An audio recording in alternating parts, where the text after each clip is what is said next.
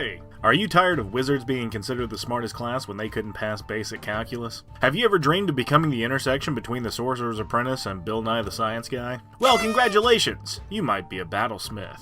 But what is a battlesmith? Well, break out the protractor and start working on that long division because I'm about to take y'all to school. Battlesmiths are the tinkering subclass in D&D. Basically think if MacGyver got shot through a wormhole and ended up in Middle-earth. But that's no fun, right? I mean, why be some guy when you could gain access to the untold wonders of the cosmos or make a deal with the devil? Well, wrong, wrong, wrong, wrong. Wrong, wrong, wrong, wrong. You see, as a battlesmith, you've discovered there's no need to waste time with tomes, incantations, or silly hats when the universe has bestowed you with math. In fact, you're so good at it, you're able to tap into the building blocks of the world around you, granting you some magic to boot. I call that a certified math-magician. Man. Now, prepare to marvel at the mysteries of the universe as I make this remainder disappear. But you start out as an artificer with spellcasting and magical tinkering. As an artificer, you kind of work like a wizard paladin, allowing you to prepare spells at the start of each day from the artificer list, but don't tell the wizard we didn't have to sit up all night studying. We just have our shit memorized. Magical tinkering is super cool, but a bit complicated. Read it for yourself to get the full breakdown, but essentially you can whip out a little handheld device to make a flashlight, a 6-second tape recording, a tiny hologram, or a stinky fart box. Do you know how many fart boxes I would have put in my sister's room as a kid if I could have done it at will? Many fart boxes. At second level, we get infused items. Now, one thing I forgot to mention about artificers, while you can cast spells, you must cast them through a set of tools. Flavor-wise, this is super fun and lets you use a wrench as a wand that really hurts if you smash it over somebody's head. But you can also use an item you've infused with your cool math games magic. Right now we can infuse 4 items from a pretty huge list that allow you to make anything from a returning weapon to a cell phone. Pick the infusions that best suit your party, so you can give the ranger a self-repeating crossbow with endless ammo, or the barbarian a +1 battle axe, or hey, treat yourself to a bag of holding to hoard the mountain of cool shit you're about to collect. Behold, my stuff. Third level is here, and would you look at that, we're a true blue battlesmith. You immediately gain proficiency with smith's tools, cause, well, duh, and gain the ability right tool for the job. This allows you to spend an hour of your time making a set of tools for your next project. Now if you break your thieves' tools on a particularly stubborn door, Fuck. Kidding me? you can huff about it while crafting a carpenter set to just tear it down instead. Some people say it's magic, but you know you're just calculating the iron density in a pile of rocks to configure the perfect bandsaw. Whoa, what's that sound? Oh baby, that's right, because we just became a for real steel battlesmith with our very own steel defender. This bad boy is exactly as cool as you think it is, giving you a robotic companion that can smash in the bad guy's face. Not only is it a medium creature that acts on your initiative, if you chose a small race like a gnome or a goblin, you could ride this thing into battle like your very own Zord. As with everything with the Battlesmith, the Steel Defender gives you tons of flavor potential to pimp it out however you want. From the coolness of Megatron, to the cuteness of Wall-E, to the haunting, lifeless stare of Roly-Poly-Oly. This thing comes jam-packed with endless combo potential, especially as we level up. But you can't teach a robot to fight without learning how to fight yourself. So we also get battle ready, giving us proficiency with martial weapons and allowing us to use our intelligence modifier for attacks and damage rolls. Cause as everyone knows, hitting someone using big muscles is just too complicated. We'd rather calculate the trajectory of an axe strike multiplied by our gravitational momentum, accounting for wind speeds and resistance while simultaneously adjusting your weight distribution to maximize destructive output. It's that simple. Finally, the cherry on top of the ice cream robot concoction is Battlesmith spells. Like most subclass spells, these are always prepared and do not count against your total, but also lean into what the class is meant to do. As a support fighter meant to be in the mix, you gain heroism and shield, both of which give you the flexibility to tank damage and respond in kind, which you can now do twice at 5th level with extra attack. You also get 2 new Battlesmith spells, Branding Smite and Warding Bond. Branding Smite is a bonus action spell that lets you use a warhammer you've been doubling as a smith tool to leave a 2d6 radiant imprint right on the bad guy's face and prevent them from becoming invisible for a minute. Or cast Warding Bond on your steel defender to give it resistance to all damage and a +1 to AC and saves, as long as you don't mind taking the same damage it takes. Both of these spells play into the subclass so well, and I love the idea of your artificer heating up a poker to light their hammer on fire, while they send in their robotic chicken to do the fighting for them. I don't know why, but I keep finding images of steel defenders being roosters. Would that make them a chicken? Things really started to pick up after that, with tool expertise at level 6, giving you expertise in all your tool proficiencies, 2 more item infusions, and Flash of Genius at level 7 to add your intelligence modifier to an attack or saving throw with any creature you can see within 30 feet. Remember that old myth about having to pee during a test would actually make you do better on it? And then that accidentally made children ruin classroom seats for years? Well, now you can give that feeling to you and your allies a number of times a day equal to your intelligence modifier. Sometimes all you need is a shock to the system to get you moving again. And now you can at 9th level with Arcane Jolt. This allows you to channel that math magic into 2d6 healing anytime you hit a creature with a magic weapon or your steel defender for you or an ally within 30 feet. However, you can also use that same magic to blast your opponent in the face and make them take that damage instead, turning your long-range defibrillator into a nasty taser. You also get 2 new Battlesmith spells like Aura of Vitality, which lets you use your bonus action to heal an ally within 30 feet, 2d6 every round for a minute, or while out of combat for 20d6 you can share around. But we're here for Conjure Barrage, baby. Now you can turn your longbow or a frickin' hand axe into a 60-foot shotgun, forcing a dex save on everyone in the cone for 3d8 damage on a fail. Because why would you throw one axe when you could throw 100 tiny axes at once? At 10th level we get 2 more item infusions, which is useful because we also get Magic Item Adept. This allows us to craft a common or uncommon item for a quarter of the time and half the gold, but you can also attune up to 4 magic items at once, which is going to come in handy considering you just picked up Winged Boots allowing you to fly, or Pipes of the Sewers for a little rat magic. 11th level is where you really start to pop off with spell storing items. This allows you to imbue a weapon or item with the ability to cast a 1st or 2nd level artificer spell from it a number of times equal to twice your intelligence modifier. You can go for the obvious like a whip of snaring or a bow of catapult, but you can also go completely silly like a sword that cures wounds or blowgun of grease to really keep the baddies guessing. 13th level is here and we get 2 more Battlesmith spells starting with Aura of Purity. But considering we spend most of our time creating nifty gadgets using applied mathematics, the purity part was a given. Your aura, however, keeps those within 30 feet from becoming diseased and gain advantage on saves against blinding, charming, deafening, paralyzing, poisoning, or stunning conditions. We also get Fire Shield, which in my opinion is the much better spell, but weirdly gives you either a shield of fire or a shield from fire, making you resistant to either cold or fire damage and then deal 2d6 fire or cold damage respectively to any melee attacker within 5 feet. Finally, we get to 14th level and become a Magic Item Savant. Now able to attune up to 5 magic items at once and boosting our known infusions to 8, you can make some truly crazy things, like the Belt of Giant Strength, Cloak of the Bad, or an Arcane Propulsion Arm for a literal rocket hand you can shoot at your enemies. Finally, at level 15, our Steel Defender gets a much-needed upgrade. Your robot buddy gets an immediate +2 to AC, and its Deflect attack ability now adds force damage, but you also get a nice little buff to your Arcane Jolt, which increases to 4d6.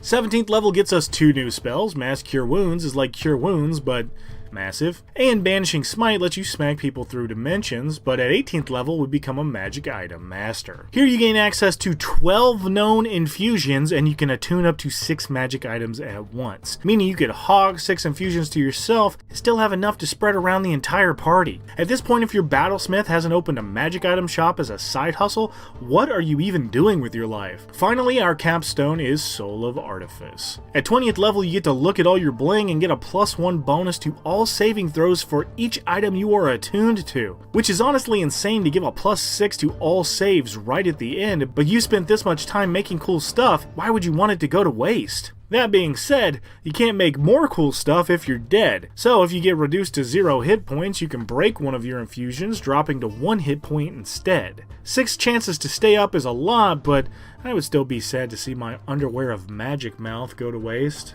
Lore-wise, Artificers are one of my favorite classes in D&D. I don't think anyone believes that they are exceedingly powerful, but I love the idea of someone getting so good at differential equations it becomes a magic power. And to its credit, the Battlesmith is one of the artificiest artificers there are. The ability to use your intelligence modifiers for attack and damage goes a long way in this subclass, letting you avoid spending ability score improvements in places you don't need it. But your job is mainly support, and that's okay because that's what you excel in, with your Steel Defender being beefy enough to tank some good damage damage and your wide range of infusions, you serve as a crafty backup, helping your team when they need it and getting them the items they need to win. And don't forget, you can craft magic items as well using tools and time. So really there's an infinite combinations of stuff you can make for your party. The DMG has a complete set of rules on how to craft during downtime, so there's nothing stopping you from making a ring of haste for the barbarian, or a glove of Bigby's hand, or something this editor desperately needs, a pillow of catnap. So if you've ever done an equation so good it lets you alter the fabric of reality, you were able to give sentience to a machine well before the invention of toilet paper, and are so good at crafting silly magical gadgets they would give their lives to save you, guess what? You might be a battlesmith.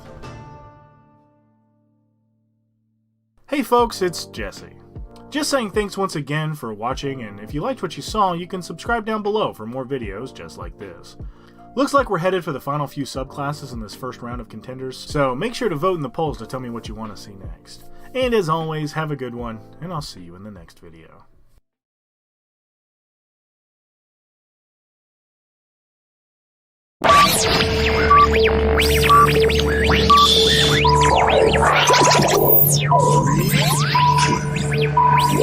It's alive! It's alive! It's alive! It's alive! You know who this is?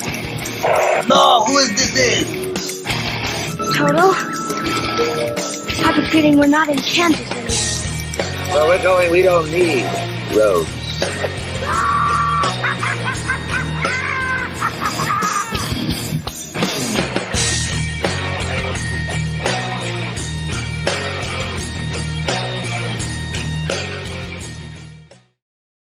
Hey, Internet, everyone. Welcome to a very special episode. There's Dr. Pletorius. We have a very special episode for you today. Doc has been very good in our dungeon studios, so we decided to let him out for a little bit and say hi, get some fresh air. Thank you. Say hi to your constituents, Doc. Well, it's great to be back on the game. A podcast about, the world's greatest role-playing game and TTRPGs. It's great to be back. I've been on a strange hiatus.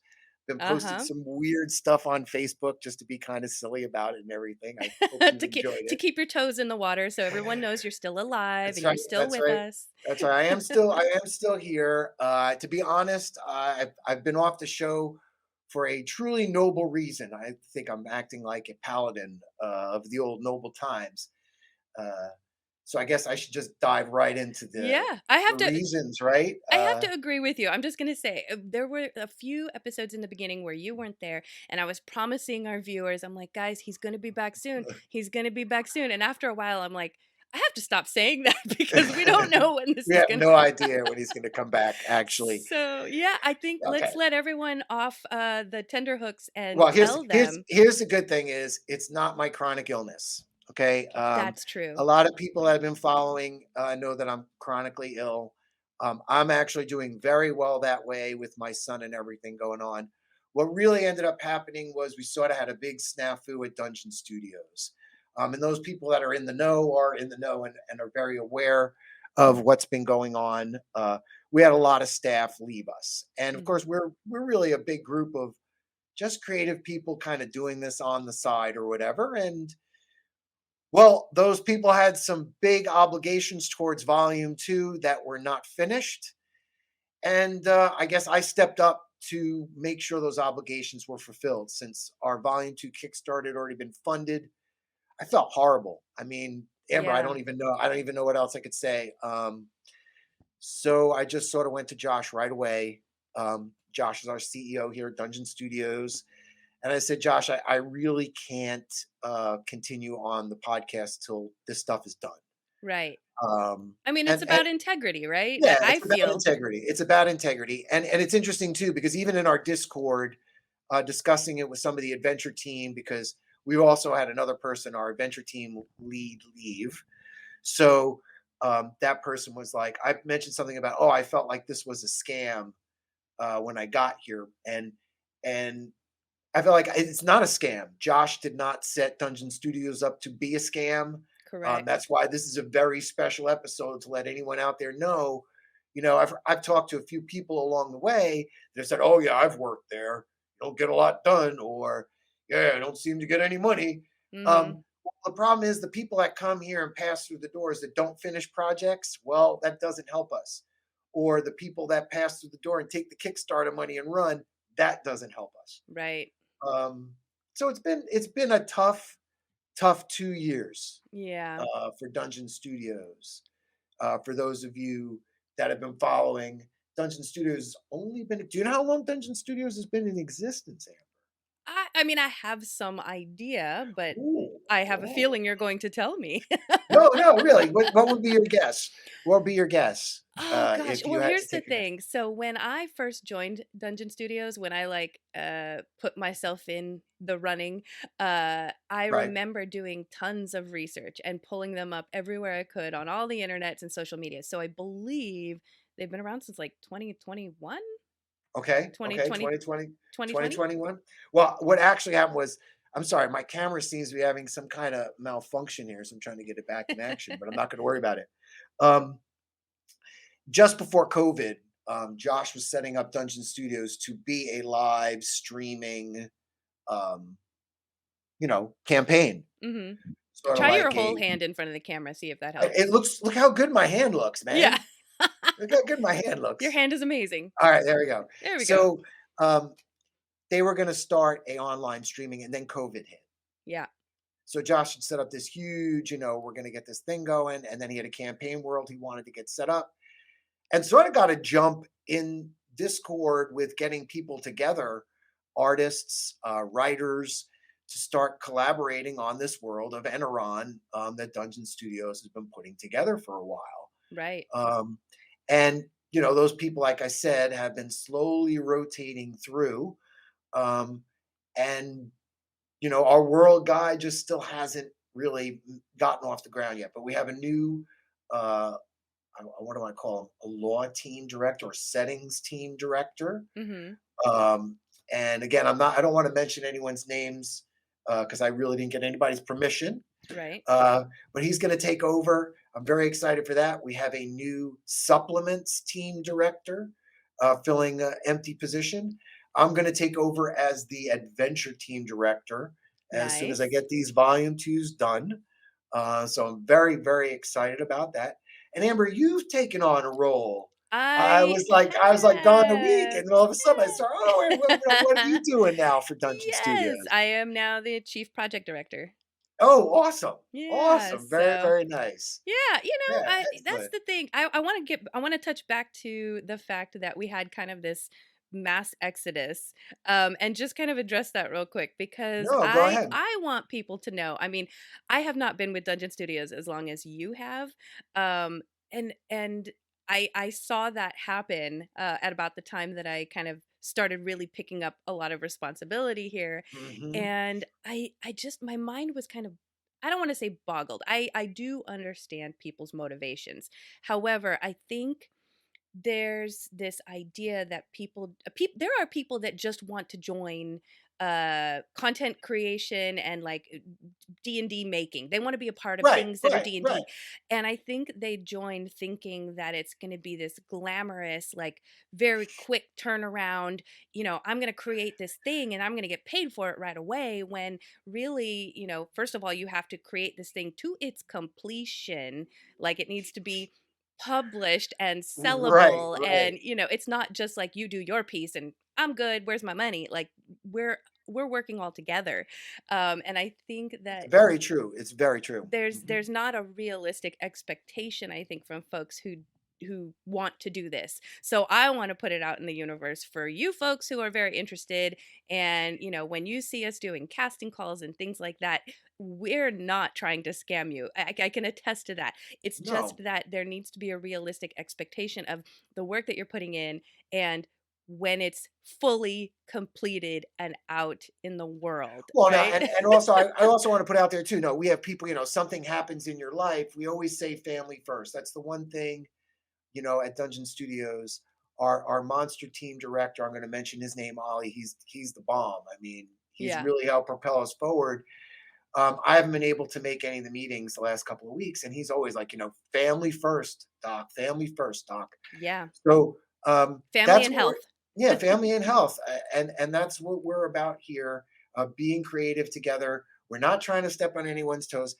Also, like you said, we're not trying to become rich millionaires doing this either. I Right. think, people coming into the field think, "Oh, we're gonna make a billion dollar." Yeah, we're gonna be the next Critical Role. I don't know what we're gonna be. I Right. enjoy creating. Do you want to be part of our team? You said something else. You need something that's finished, Mhm.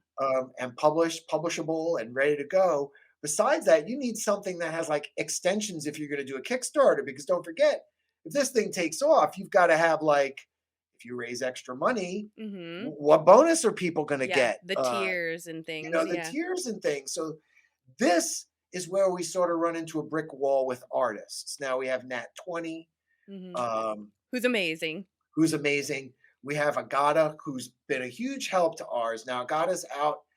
I'm gonna say the wrong place. She's out in Pacifica somewhere in Southeast Pacific, Uh-huh. and there's a big time change, big language barrier. Did a lot of work for us for volume 2, and like I'm really That's glad. awesome. Margaret, I can't remember her last name offhand right now. Did the cover for uh, the Raven Mystic. Oh, Lord, okay. Rise of the Raven Lord. We even had a good friend of mine's daughter come on board and do cover for Pillars of Light. I can't promote her because she left. Oh. And again, it becomes a series of different things with artists. Mhm. So if you're an artist out there and you're watching this show and you want to get involved with Dungeon Studios, this is how we work. You come Mhm. on and you do a test piece.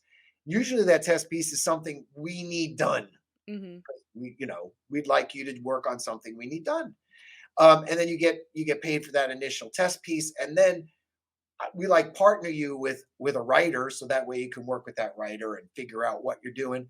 But a lot of those jobs you're doing with that writer are not paid till the Kickstarter is launched. Right. So you're sort of putting yourself out there for your commissions. I like to say commissions forward. Right. Now, I always tell artists, if you're good at what you do, you're the person that's building that first tier, second tier, third tier, because I have all these extra things to add. I could do an extra layout for this and I can do an extra layout for that. That's what people want. Right. Um, as a regular artist, you can't do that. It's commission, Yeah. right? When you get a commission, the person picks the dragon and that's it, they're done. So if you can sit back as an artist and take some time and work out, 12, 15 projects for Dungeon Studios, you may see a bigger turnaround over time Mhm. for your art. Now, I was mentioning that artist that did the cover and I couldn't promote her. Mhm. Now, the reason why is because at the time we're using a crossover of, I don't even want to say it, AI art Yeah. and human art. We have this crossover now because we need art, and now artists keep quitting. Everything we've been saying about life, family first. Mhm. We've had artists come in and out of Dungeon Studios right away, and oh, I'm not getting paid while I'm gone. Or we had a professor come in and started doing work, and maybe he just got too busy and he ghosted us. Not Mhm. his fault, I mean, like we have no idea. So Yeah. please, if you're out there and you're interested, we want to get away from the AI art Right. and use more real It's kind artists. of a It's a necessity catch at this 22. moment. Yeah, Yeah. because we want to get stuff out there and produced, and we would love to use artists. Yes. No, well, and I the other thing we talk about AI art as a future and in Mhm. the future, if you're an artist and you have not and you're approaching it with disdain or discord or Mhm. you're in the wrong field right now. There's no way you can think that any artist isn't looking at or experimenting with Yeah, an with AI AI. art to enhance their own art. Right. And I know that's another reason why I took on the job of finishing the adventures is because I had digital art skills and I was also an artist and had to give up all my chemicals and everything like that and dug deep into digital art. Well, now I use A art for my source material and then I stitch things together. So at what point is it my art and Right. not even the I think AI's? Russell Was it you, or You, it might have been Russell who also made a very similar point you about that? know, At what point is at it? what point is it my art? If or people are saying, if I write this tremendous prompt that gets this, tremendous thing out there, then that's mine. That's my artwork. And it was funny because I've even noticed things where someone was like super proud that they wrote this great Dorothy from the Wizard of Oz prompt. Hmm. And I saw a beautiful oil painting, and she's got on the beautiful ruby slippers. And there's a billion comments, and someone's like, "Oh, I love the shoes. The shoes work perfectly." And then someone says, "Oh, it's so nostalgic." And then I thought to myself, the book, she doesn't have ruby slippers. Ah, So you wonder what's nostalgia to people, that's and then right. you're thinking, well, television was the technology that That's right. influenced that person that put the wrong shoes on Dorothy from the original author's version. So Right. you can always, be in touch with whatever technology if you're looking at an art form. That's Yeah, wasn't it that I see? I had thought, or I guess I'd heard that the slippers were ruby because that's when color TV or color movie, and yes, so they yes, wanted to yes. highlight this like popping color. But is that the case, or was it that it was an accident? Now, I don't think it was an accident. You have to also remember it was a stage play long before it was a movie. It Okay. would travel as a troupe. So they would experiment with different shoes to get people's attention to the shoes. Right. I think they were like a white pearl or something when I read the book. So it was like not a noticeable color or whatever. Yeah. And then the other one was the monkeys was a cap. Yeah. To control the flying monkeys was a cap. You had this cap that you had to wear. So I thought that was kind of, they should have Interesting. left that. It would have been cute. All right, Yeah. sorry. Okay. I'm Yeah, way we off track. digress. We always digress, Okay. as I So always do on this show. right. So yeah, Uh, so let's get back to the volume 2 updates and such. So this is why Doc has not been on the show with us, right, because right, he has taken it on as a personal mission to make sure that the Dungeon Studios is living up to the deliverables that we promised, or trying our best to, right, right. in the wake of a mass exodus. Yeah, and That sounds seriously, horrible. Was it seriously, really a mass exodus? Do we call it that? no, it really, no. Think about it. It's not only has it been a mass exodus, it's been a continuous exodus. Yeah. Um, Now I've been at Dungeon Studios for 2 years. I joined the end of 2021 as a test player. Hmm. Right, came on board as a test player, and all of a sudden, it was like all the test players were gone, all the DMs were gone. Hmm. The guy who was going to start the talk show left. So, the game talk show never got its start. Russell was going to be the first guest. Hmm. Uh, and it was funny because I was following Russell, had a post where he would have his stream all the time. And I was following a few DMs, and Russell was the only DM that's been around the whole time, too, Right. And that's part of this field too, is part of a dedication to one thing. Right. Um, you can't be flippity floppity floopity flop. I've met some writers along the way that said, "Hey, you know what? Dungeon Studio is not my thing. I'm going to go write my own adventure. I'm going to homebrew it myself. I'm going to do my own AI art, and I'm going to put it on drive through and sell it myself." And that's Right. fine. If you like to do that by yourself, that's all good. People can do that. That's not what Dungeon Studios is about. Dungeon Yeah. Studios is about people who kind of want to do that together and enjoy doing Collaborate. it and Yeah, we collaborate. just talked about that last night. I don't know if you listened to the show, but Russell was going on, and he was so appreciative because Dungeon Studios is very collaborative, and I do believe that, and I agree with that statement. Yeah. I think, like you said, there are folks who kind of want to have control of their own stuff and be able to put it out whenever they want to put it out, and that's fine. But I think when we collaborate, the stuff that I've seen us all put together when we collaborate is so much bigger than I think one person could do on their own. And I think Absolutely. it takes some long-term vision, I think, which I don't know if it's a generational thing or if it's just a personality thing, but I think the folks here who have stayed, I think we have some long-term vision for Dungeon Studios that we can all see. Yeah, I think the other thing that tends to happen, it's like a campaign itself. Yeah. Um, you know, I think about Merwin, Josh, and I. We Hmm. did what, 26, 27 episodes of the game before Merwin had to leave for reasons Reasons, beyond yeah. his control. And it felt like a campaign was coming to an end. Like we were Yeah. losing a player, you were joining. Yeah. I was like, the campaign ended, and now I feel like, oh, we have a new campaign is beginning now. Yeah. Yeah. Russell's on, and then I kind of got relegated back because I felt like I needed to finish the adventure. So I apologize to you, Russell, because I really want to continue with the show. Yeah. My wife was like, "Well, what about the show? When are you going back to the show?" I said, "When I finish these damn adventures, man." Yeah. Uh, Now, where are we with the adventures? So, Briny Botel is finished. And I want to say Briny Botel is awesome. This, even if you're not in Enron, you want to have a psycho hotel adventure. It's freaking great. I'm It super is cool. excited. I remember reading through it when we were doing So great. edits. It's so cool. It's so great. You can drop that into any campaign whatsoever. It's so much fun. And then Misty Towers is mine. And I've talked about that one enough, so I'm not going to go into that. Um, I think you but should. It's up to you, but No. Misty Towers, a gnome, and there's these 4 towers, and you got to go through these magical doorways, and you go through all sorts of there's so interdimensional much things. in there. And I love Doctor Who, so you could just imagine that's a trip. We Yeah. have Rise of the Ravenlord, which introduces our Skirglish race, which is our dark world, our shadow realm, and the Ravenlord himself. Then we have Dark Escape, Dark Escape. which introduced all sort of our nether void or underdark creatures from Eneron, sort of get them off the leap start. We did General's Lost Galley, which is I like to say I'm going to be honest, it's an underwater Tarrasque,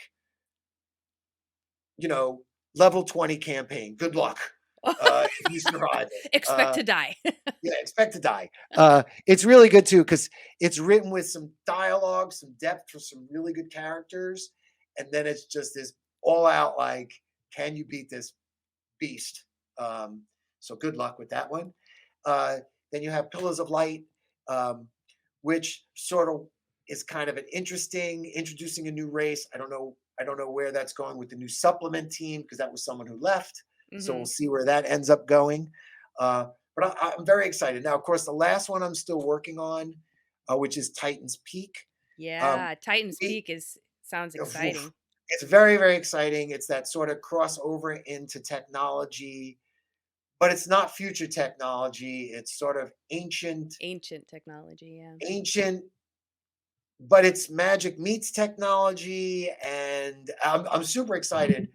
But it was a mega beast of an adventure, and I'm sort of breaking it down into 3 parts, so you can maybe use some part outside of Eneron, some parts inside of Eneron, and again, really heavy dialogue part. If you're not good at that, like role play, and I don't have character background, God, we have it all written in there. It's like, geez, superscript. Yeah, that's cool. But that's been the other thing for me is brewing. Now I have to say a special thank you to Josh. If you are on our Discord or if you visited, Josh opened a new page and it's this like spotlight, staff spotlight page or whatever. And he thanks me for learning. He thanks me for learning all kinds of skills. Mm-hmm. And I think that's another thing I want to say to anybody who's out there who's an amateur, who's just playing D&D. Hey, I've learned Incarnate. I've learned how to homebrew. I've do digital editing. I've learned how to use AI art software. It's made me a better DM.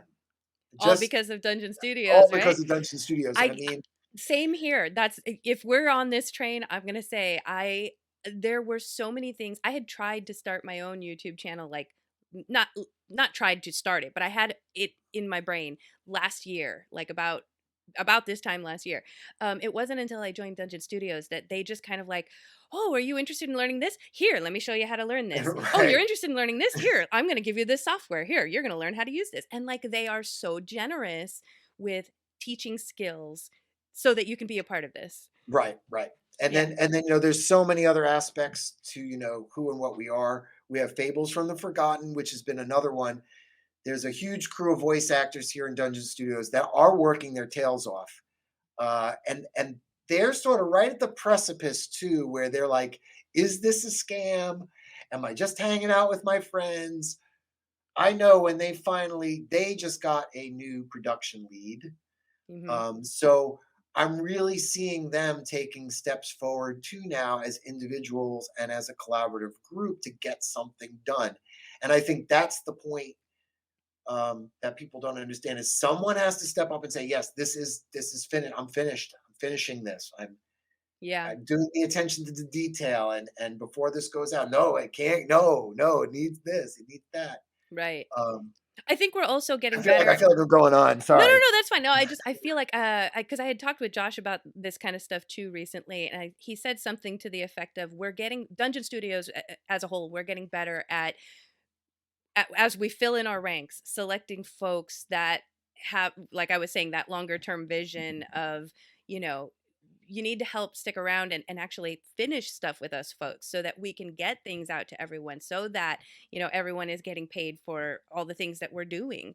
Um, So yeah. again, if you're anybody that's out there in the last 2, 3, 4 years with Dungeon Studios, Hmm. artists, writers, and you're like, hey, maybe I should go back and see what's going on there now. Hmm. You come back. I mean, the, we don't burn bridges here. See, that's the thing. Yeah. Um, There's so people much that drama in the D&D world, and like we can live without that. well, no, and that was the other thing I wanted to say is we have just as much drama. We do, but You I know, we think we're do, pretty good about handling it. no, I don't no, know. and no, and it's great. I right now, all right, let's talk about it. Right now, I'm at this precipice with the finale of Merwin's adventure, Mhm. and I'm going to ask you because you're a DM. Okay, Mhm. he's got this big energy core, right, and it's got these control arms. He's got 12 control arms, and the bad guys can control the 12 arms. Okay, they only have to get 9 arms in. Okay. Oh, and the arms have 5 settings. Well, you do the math. 12, 9, and Yeah. 5.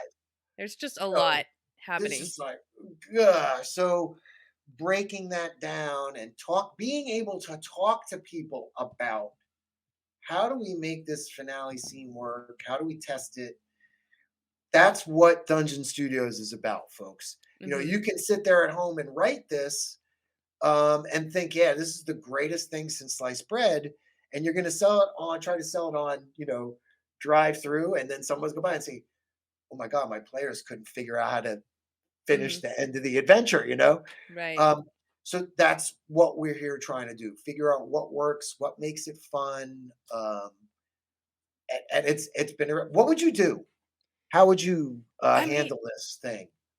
if I were to write something Honestly. like that, Yeah, honestly, how am I gonna fix this thing? 12 arms, I 5 mean, settings each arm, and then there's 9 they only get 9 of the arms in place because the energy settings go up in the Titan.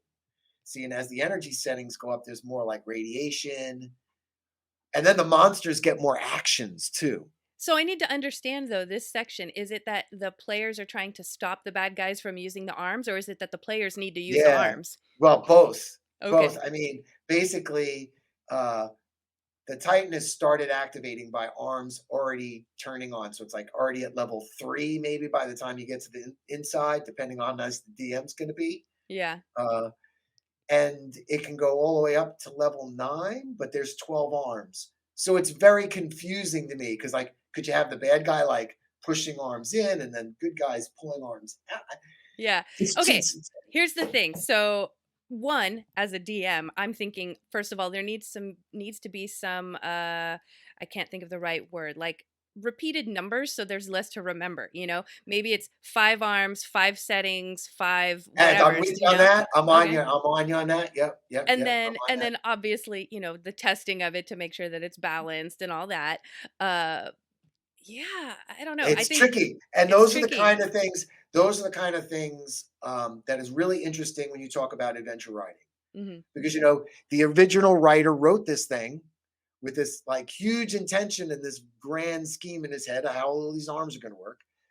And I did the same thing in my adventure. I had done the doors with all 2 keys, Yeah. and then I did 5 different keys. And even then, when I tested it out, man, the players spent 2 hours worrying about keys. Yeah. And then the other thing I thought about these control arms, Hmm. the thing I keep thinking about it, and I keep going back to Barrier Peaks. Are you familiar with that old adventure? No. S3 Barrier Peaks. There's some technology items in there, and they used flow charts where you had to roll dice and move on a flow chart based on if you could use the technology, which makes more sense to me. Yeah. So I'm considering using some kind of combination of a flow chart and skill checks with descriptions. I like So that. sort of like, so there's a panel with buttons. You read there's a panel Yeah. with buttons, and you have to do an insight check for which button to press. Right. I Then like it that. leads then depending on what your insight check rolls, it will lead you in a different direction on the logic diagram. Hmm. Either you press the wrong button, the right button, and then you might have to do an intelligence check to pick the next lever. Right. And then it just goes from off to on based on finishing the logic diagram. Is where I'm thinking. I think that's actually, I like that idea. You like that idea? I Okay. think so. I think there needs to be some descriptions of like, so that of the Yeah, what you're result. controlling. Well, Yeah. the result, so that at some point maybe the folks will pick up on the fact that like, oh, at some point in this logic diagram we went down the wrong path and we need to Right, figure out how to right, go right. back and Well, adjust. Yeah. and actually in that adventure too, it's also set up where the lowest numbers make it to the finish. Hmm. So if you've done something before, you already have a subtraction because you know which one because you've done it before. So I'm trying to figure out how to coordinate those two concepts because I have skill checks still I have to deal with too Hmm. in 5e. So I'm trying to figure out how to coordinate them. I think I'm Right. going to talk to Tim, who's in our voice acting crew. Hmm. He's a big S3 fanatic, and he has the crossover adventure. Oh, perfect. So I should probably check in with him Yeah. and see what they did for that crossover for the technology before I move forward. See, and that's what I'm talking about. When you come to Dungeon Studios, we're this collective of people that are doing stuff, and and it's great. It's Yeah. great. You can really lean on. I think Russell and I were talking about in the last night's episode as well, is that it's very evident once you start seeing kind of the key players at Dungeon Studios, like we can see all the different skill sets that we have and where they overlap, so that when you have a gap, you can turn to this person or this person and they've got the skill that you need to help with this thing. And we've got a lot of our bases covered now. We just need folks to kind of stick with us and see the And long-term yeah, vision. Yeah. and be So, with us. Yeah, yeah. and see the vision of it because we could be 13 people putting together this world of Enron and selling product because I keep Right. saying there's tons of people who want this stuff. Yeah. I just there's people want this stuff. It doesn't Yeah. matter, if they're adventuring. There's always something you can incorporate. So Right. please So again, let's come on in. Dungeon Studios is looking for you. yes, please. And I think, yeah, if you're looking for us, come find us in Discord because I think that's where we're the most active. Well, no, and I'm going to say this too, because I kind of disagree with that too. I Do think, you? Okay. yeah, no, I think this is the one of the most important things out there about social media too. Wherever you want to be active, be active. This is Like true. if you follow us on Facebook and you're not in our Discord, post, Yeah. comment, give us likes. That helps our company, even if you're just our friends. Yeah. And that's I want to thank those people that I've met in Dungeon Studios that had to leave that are still my friends. Yeah. Adam is faithfully with our show all the time whenever he can be, and he's got enough to deal with himself. And he's like, there's people always listening to our show that come by whenever they can. Right. And that's where, and again, because we were all part of a campaign once too. We're all friends now, and that's part of it. Yeah, Oh, exactly. you missed that. You missed my first year. I did worldwide monster fights. You went Right? what? I did the worldwide monster fights. You weren't here for that. No. You came right at the end when we were doing the monster testing, right? Yeah, we were. Yeah, just as I was starting, we were doing a Just little as bit you of were monster starting. testing. Yeah. Yeah. Because then I had people from around the world, and we'd meet in the morning, and I'd have people from Southeast Asia and India and Bangkok.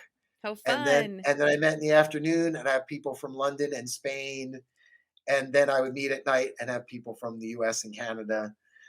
So it was kind of a fun little That's thing I did that fun. year. Yeah, yeah, yeah. And again, that was something I had joined Dungeon Studio as a test player. Mhm. They needed monsters test, and I said to Josh, "Hey, Josh, I'll try this little stupid thing." And here I am 2 years later. I've learned all these skills and everything else. Yeah.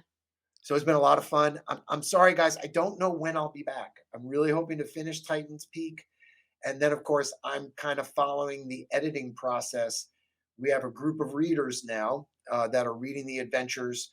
And then I'm going back and doing all the final uh, Edits. edits.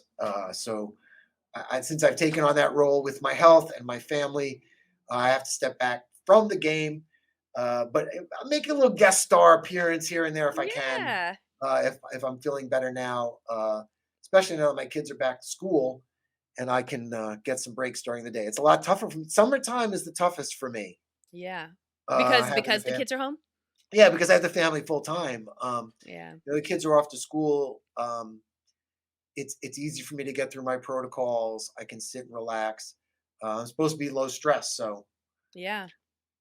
summertime we're running around, we're keeping busy, So and let's it's great. trust me, I follow you on social, and it has made me so happy uh, to see. Like, I remember before you left, not left, but before you took your hiatus from the game, I would see a few posts here and there, but I feel like I see you post so much more often now because you are able to kind of get out with your out, yeah, kids during the summer. It's been nice could to be see. outside. I'm not able to go to indoor locations. That's really Yeah. what it comes down to. So we Yeah. just hit another one this weekend. We went into a Cracker Barrel, Yeah. and I'm just like, uh, Mask up and everything. Yep. yeah, mask on and a few minutes in there, and I'm like, I take the mask off. Okay, let's look at the menu, and it's like, nope, Yep. can't stay here. Sorry, my head's. Oh my gosh, we gotta go. But anyway, So, okay, let's talk about summer because you had a very interesting summer. You have a summer of gaming, didn't you? yeah, yeah. You can't do our weekend gaming. We do a summer in gaming.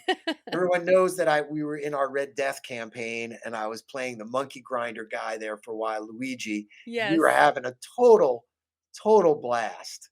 Um, but another player of ours from middle school, we always used to take turns who would be the DM because we don't have a forever DM. Which I And love that concept. so he stepped up and ran Icewind Dale. And we are having an absolute blast. And that's when you and I come up with the idea about the Druid The Druid Show. episode, the Yeah. Druid show. And we Everybody go really, back and watch that show because that yeah, was a yeah, really fun episode. yeah. So, and even that's when we were talking about social media. If you're going to be involved with it, be involved with it. You and I had a blast when we promoted that on Facebook, and everyone else who got involved with us on Facebook. hmm It was a lot of fun. Yeah. Um, and then we had the episode, which was a lot of fun. And I'm digressing. I do want to talk about Facebook later, so I'm going to make myself a note A note. Okay. instead of getting off my Drew topic right now. But I do want to talk about That's what I've learned now to keep paper Facebook. right next to me, and I just keep little notes so I don't forget stuff. We need to talk about that one. All right. Okay. So being a druid, I am a moon druid, so I took full advantage of the Wild shapes. metamorphosis. Yeah, the wild Yep. shape ability because you can jump up ahead. hmm I instantly, I'm going to say this, instantly got pissed off. You had to stay on land to start. Oh, because yeah, you can't shift into like water or flying right away. Yeah. Yeah, and to me, that kind of is a little cheesy. It's It is because I, like a goldfish. Come on, you could totally right, transform right. into a goldfish, but you can't I mean, swim. if you're putting yourself at risk, I think they should have figured out some kind of risk factor, like anything under this CR you can be. Because if you're willing enough to be a songbird, hmm and get yourself killed as a songbird, Right. then fine. A low level druid can be a songbird, but you can't be a rock, Right. obviously. When you start out. And then I get the excluding flight. Mm-hmm. For a DM right away. But if you're an experienced DM, you're gonna have a windstorm or something. You don't need to worry Yeah. about that. Yeah, because that's the thing is I think the reason 5e limits you from swimming or flying right away is because of their movement. That's the only thing. It's Right, access and right. movement. It's And access and movement. you could totally change that, change the rules to that so that, yeah, you can still change into a goldfish, but your movement is limited because you're so tiny. You can change into a Exactly. songbird, but your flight speed is not, that much because you're a tiny songbird, And, or and again, in 5e world, they've left a lot of this stuff on the periphery. Like, okay, so I'm a songbird, I have 2 hit points. Mhm. What happens when I get killed? Yeah. I change back. Exactly. I Yeah. change back. I have all my hit points. Like, wait, that doesn't make sense either. And then the what happens to your stuff rule, 5e, the what happens to stuff rule is you decide. Yeah. I Yeah. love it. So like it becomes part of your body or you're a tiny songbird with like armor on. Yeah, sure, whatever. You decide whatever Yeah. you want your game to be. Okay. Rule of cool, I guess, and that one Mhm. is what they're going with. My dude, his stuff disappears. Yeah, I'm gonna go with it. What the hell? I'll take full advantage of this metagaming ability to Mhm. of not to Hulk out and lose all my clothes every time I transform into an animal. Uh-huh. So that was fun. And then of course I went to all like the Reddits, and I found the even Beyond has a suggested animal guide Oh yeah. For all the that you can shapes you can do. for all the Yeah. different shapes you can do. So we had started in Icewind Dale and we met polar bears. I could not do a polar bear. And then my DM was very, very, open about, well, you're a half elf, you came from the woods, you would know basic woodland creatures, right? Mhm. Um, we're in the one town. I don't remember the name of the town. Things are getting really shady. They wanted us to put our names in the list so we could die. The heck with this tiefling guy. Everyone, I just turned into a bear, nerfed the whole town. We just went nuts. I said, nope, done. You guys are all done. This place is crazy. Yeah. Uh, and it was a lot of fun. Can I I never played an animal before in my life. I had my little bear block with me and I just went bear. I was really cool too about I could not really communicate Mhm. back to players. Players could communicate to me. Right. Um, it was a blast. I mean, So give I give was us a little enjoying it so much. backstory about your druid though. Do you have a little bit of a backstory? Um, well, You said half elf, right? yeah. Well, actually, the I am one of not much half. I'm not much one of backstory. Okay. Because I usually let the backstory build as Oh, the as you story play. Mhm. as the story plays. So basically, going to Icewind Dale as this animal because the frozen tundra has overwhelmed. So I just decided, as a druid from where I am, well, I'm an animal. I think I'll go up there and help. Yeah. Is basically all it was, and I will do my good deeds. Okay. And we have a really strange party. We have a dragonborn paladin Mhm. who's also our rookie. So she kind of drags the game down a little bit with some of those action reactions. She's learning paladin right now, so that gets a little Mhm. bit tricky. Um, then we have a barbarian. What's the big race? Goliath? Goliath. And he's from the area, right? Mhm. He's from the north, so that fits in. Mhm. And then we have Nearest Green, sort of a schizophrenic halfling assassin. That's the name, Nearest Green? Nearest Green, That's a yes. cool name. Yeah. Nearest Green. Yeah, my buddy is great with names and characters, and this guy is real Smeagol, split personality, freaking out. And he got this amulet right in the beginning of the campaign, and it's the same ice that people were getting killed with in Icewind Dale. And I'm like, dude, give me that amulet. He's like, no, I'm not. We were like, we're like best friends at like cutthroat. We're gonna kill each other. My wife's like, why are you screaming at your friend? Yeah. Because he's got to get that fucking necklace off. He won't listen to me. So we had a great time with that. And then Frank, the DM, Mhm. You've been listening to us. He also played in our Ravenloft gang. He's great at messing with people, Yeah. whether he's the DM or he's a player, right? So we end up in this one thing where we end up with doppelgangers, and because I change shape, they start calling me shape changer. Oh. So now this doppelganger shows up as one of the parties. So now they think I'm the fucking doppelganger. Oh, no. Oh, so now this has been going on for 3 adventures where everybody's like, well, maybe you are still the doppelganger. Yeah. Oh, fuck. It's All right, like so Body then- Snatchers where nobody trusts yeah, anybody. no one trusts anybody. Oh my God, it's been so crazy. Okay, so then I went to Giant Spider, Mhm. which Spider is great, that climbing on the ceiling, because Nearest Green was doing this stealthing into rooms, like super stealthy, because that paladin's like coming down with Yeah. his the armor. Clink, the clink, clink, armor. clink, clink. Right. Yeah. So I'd be on the ceiling in like doorways, and Nearest Green would like sneak in.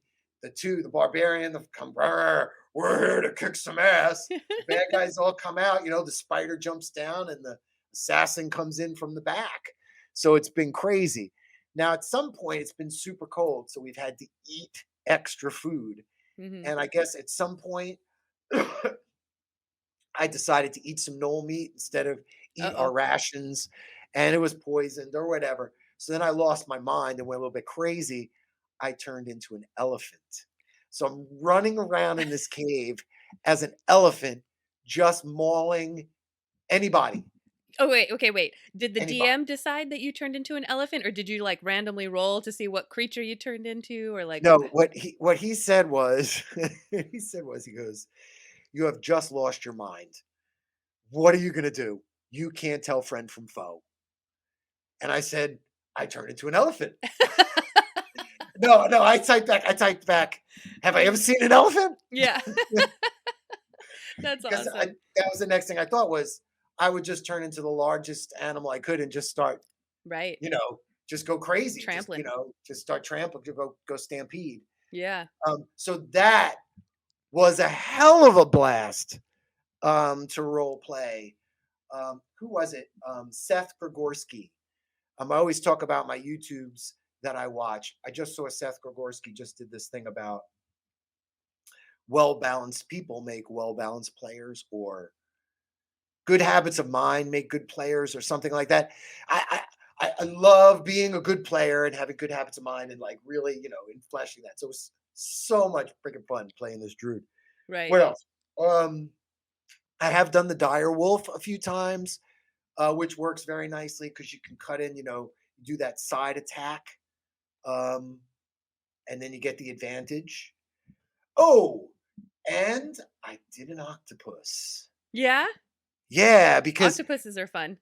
I made it to the, you can swim, Mm-hmm. and then we were following this bad guy that went down into this water. Spoilers, everybody. Some water in a cave goes outside. You can't come back in that way. Oops. I won't tell you where it is. How about that? So then I came out as an octopus, and I'm like in the freezing cold, like, ah! So it's Icicle fun. tentacles. It's fun being in like some of those weird scenarios. Yeah.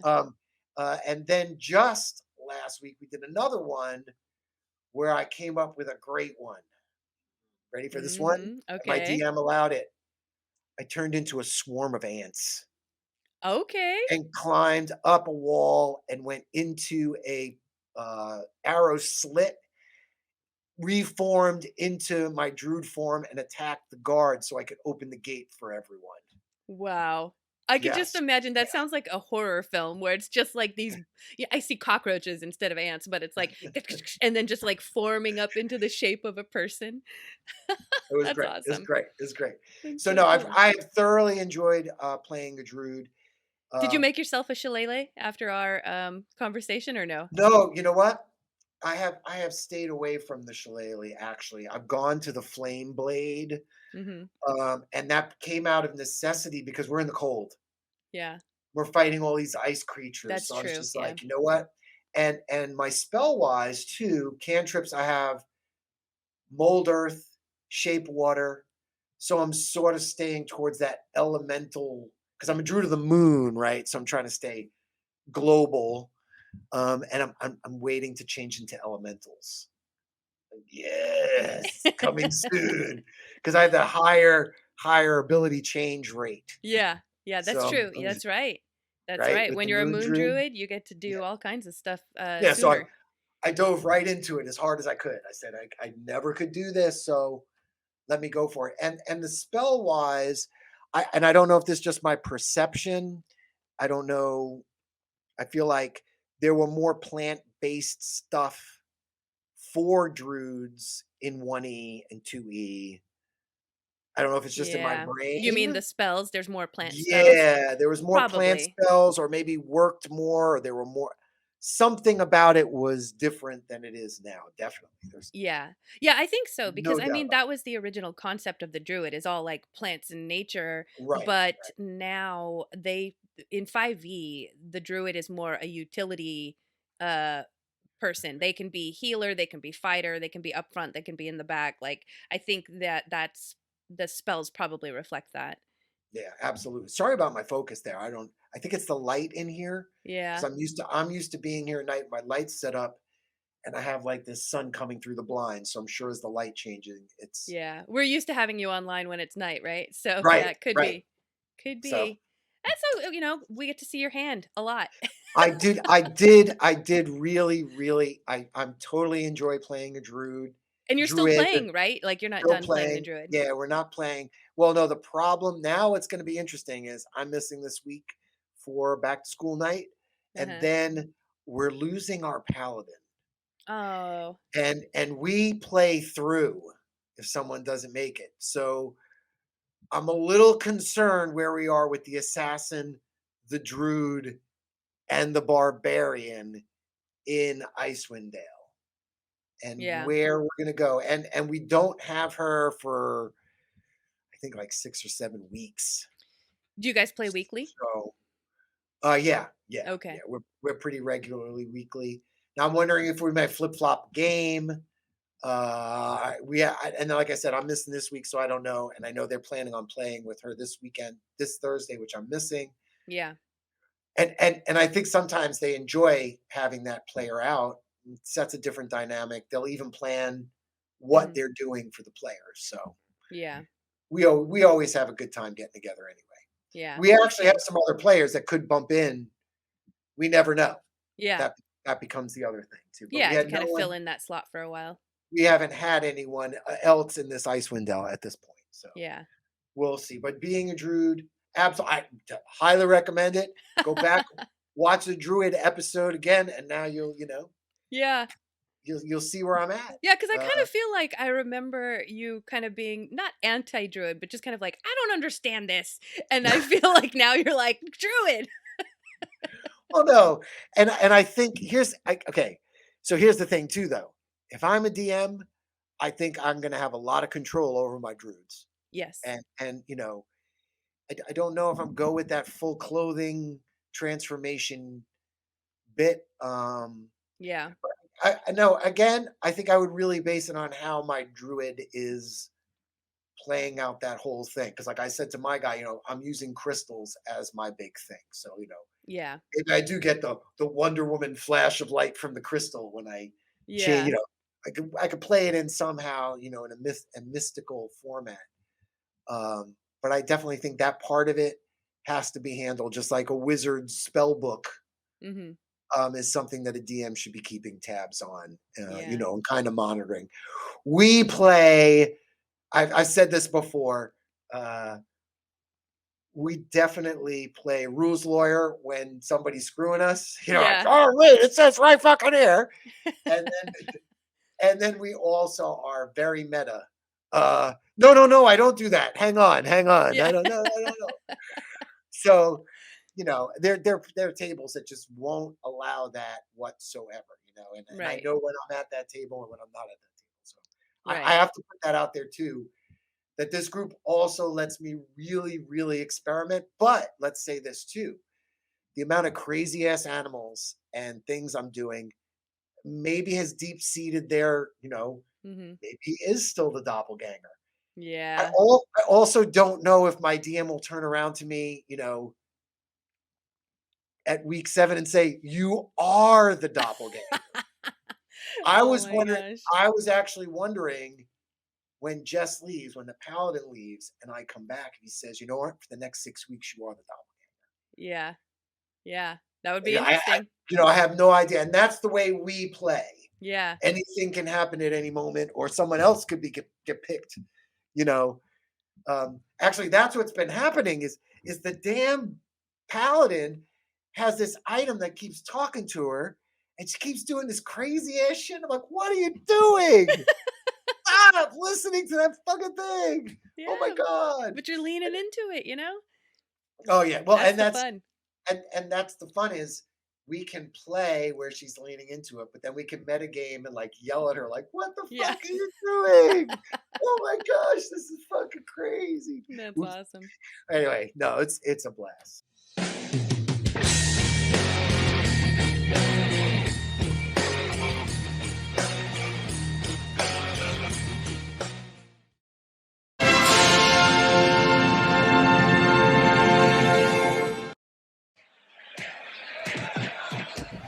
Shit. What? Oh, it's nothing. Did you? It's nothing. Angel? It's fixable. It's probably nothing. Angel? Huh? You fucked this up again, didn't you? You said fight or flight. Like, those are the two fighter. You fucking moron.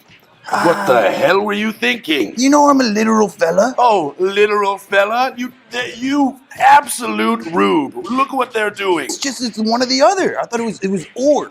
So I thought it was just like they had to do it if they felt the adrenaline come in. They are full fighting down there. That's like an apocalypse. Like the seniors are fighting babies, right? And the babies are fighting back. How are the babies fighting back? They got men. a lot of the... Men are fighting women. Hordes of men are just fighting everybody. Men are the dicks. Men are They're the worst. worst. What did you do down there?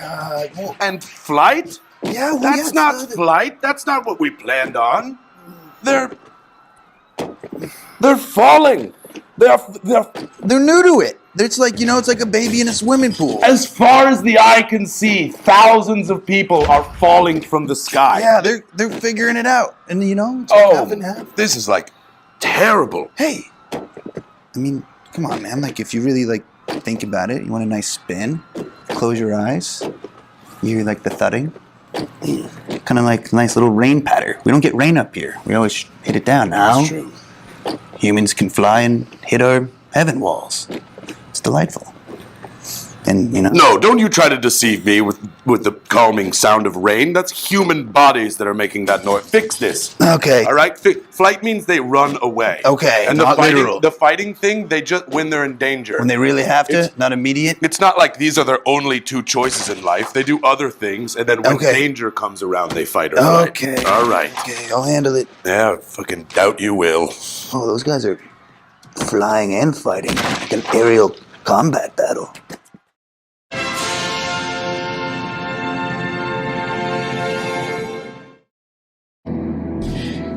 Hello there, adventurer. I see your interest in the vast wealth of knowledge I've acquired and stored over the years. It's fantastic. Come in, out of the sand and the sun. Take a look around. It's not every day such an interesting and willing group of guests stumble upon my library. Feel free to explore. It's been years since the last group came through here, and they looked much less promising than you. I'm sure you'll find all sorts of interesting things, if you know where to look. But be warned, this library holds more than just books and scrolls, and only the worthy are allowed to leave with the knowledge that they find. So I suppose the real question is, do you have what it takes to impress me? Why are you always making me climb in the smallest of places? Well, Jared, this is the best way to get to the podcast that we need to steal this week. It's always like we do every week on Mondays. Mondays, every Monday. Yeah, religiously. Sometimes I wish we could just walk through the door, but yeah, every Monday on where do they find it? On Spotify, Apple, anywhere that you can find podcasts. That's where we are. I get so hot in these vents. I think they have the heater on. Oh, Jeremy, don't move. Oh, wait. Yeah. Michael and Jeremy Steal Your Podcast every Monday, wherever you get your podcasts and stuff. We're going to take your podcast and we're going to do it better, faster, stronger, hornier. Yes. In an hour. Or more. Sometimes.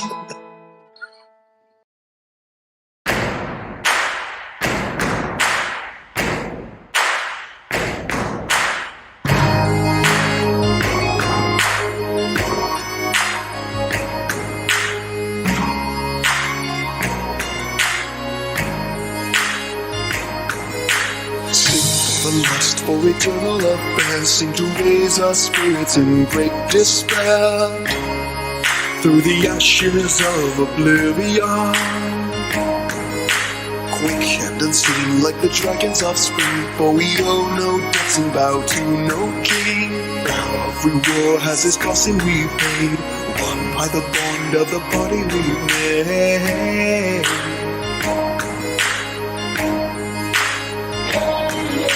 A war with the goal that the battle starts now. As the demons listen, we strike them down, fighting back the rifts of blood.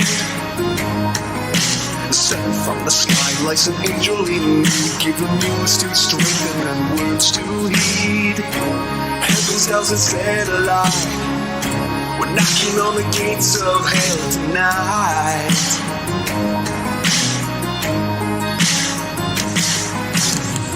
Swords and dragons' bones scattered all the way back home, beating to the sound of flashing steel. In the road our heels down, shattered tales and legends told, strengthened by the hymns of old, weathered as this frantic from his throne, so we sing a tremendous song.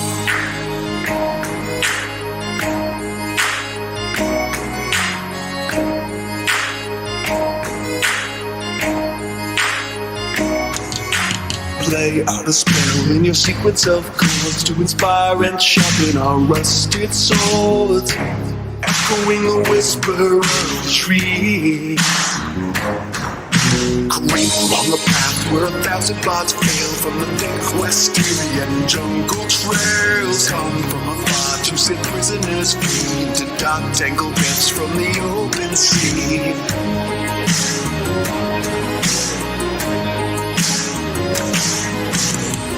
Swords and dragons' bones scattered all the way back home, beating to the sound of flashing steel. When the road our heels down, shattered tales and legends told, strengthened by the hymns of old, weathered as this frantic from his throne, so we sing a tremendous song.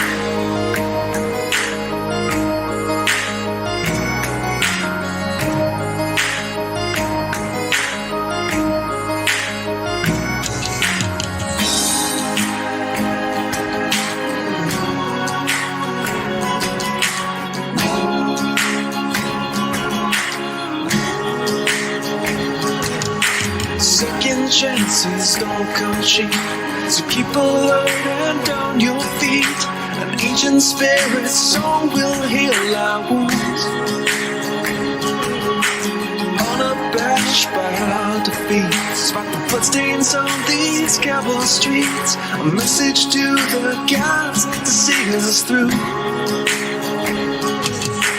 Ever heard get really sung? So raise your voice and praise the sun, call a new rebirth to keep us strong.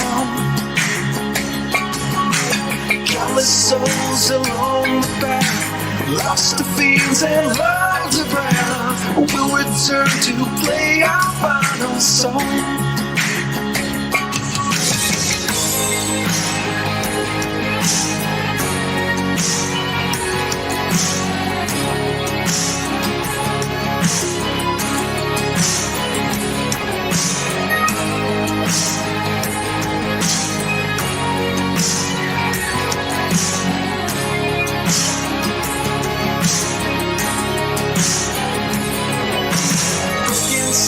And dragons' bones scattered all the way back home, beating to the sound of flashing steel. In the road I hear sound, shattered tales and legend stuff, strengthened by the hands of old, withered as this writing from his throne. So we sing a traveler's song.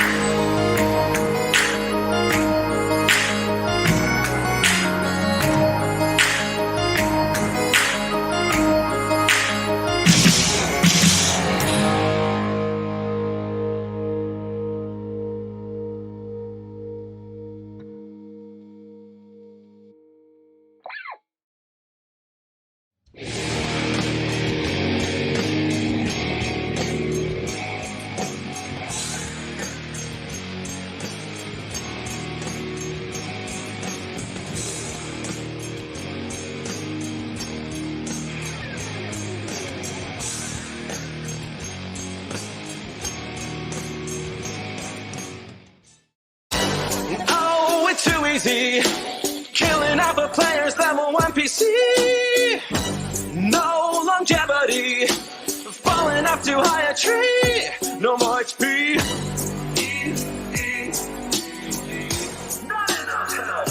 No more HP.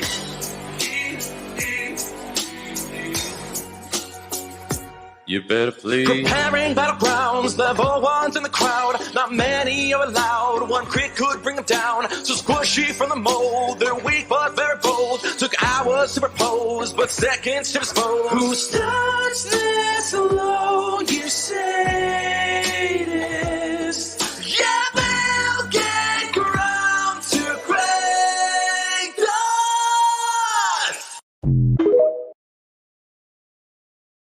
You don't know how to swim. Yes, I do. No. No, you don't. Look, yesterday was the 3rd time. Oh, what just happened? I don't know. I think that was your bone. See, like right here. Oh, well, no, that's more like rope. You're the butt crack of your whole family. Good morning. I say good morning. What's up? You want more chips? That's way cool, William. I know you're not talking to William the Button. Why, he's so brilliant. Drink your hormones. Does it for you, William.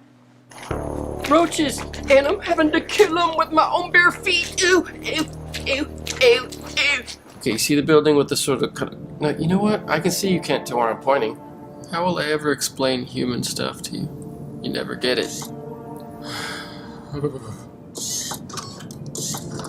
It's okay that you can't point straight. That's what she said.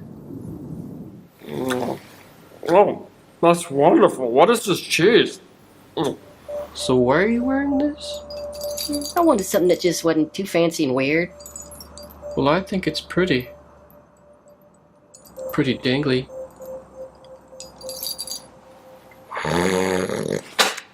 Yeah, that's freaking gross. But there is something cool about doing that, so... Yep.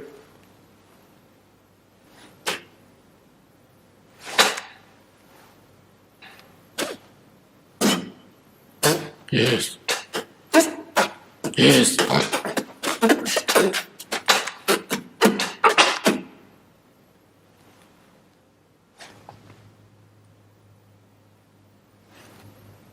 I don't know why everybody's so... One last time. I'm gonna go. Look, I've grown up. Hug me. Hey, I gotta confess something. I lived with a squirrel in Korea. It's all good. It's all good. Hey, you can rent a tuba. Why rent when I can own? Let's stand up. Someday I'm gonna let a naughty bird get into your van again. This will cause it to stink. And then you'll clean up in there. Hey, y'all messing with my pumpkins? I am embarrassed to say your name. Duncan, Idaho. Not supposed to actually say it.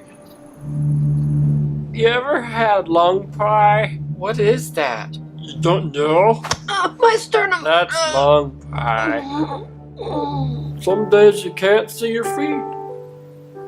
But they're there. God, whatever. I don't want to talk to you at all about Dad.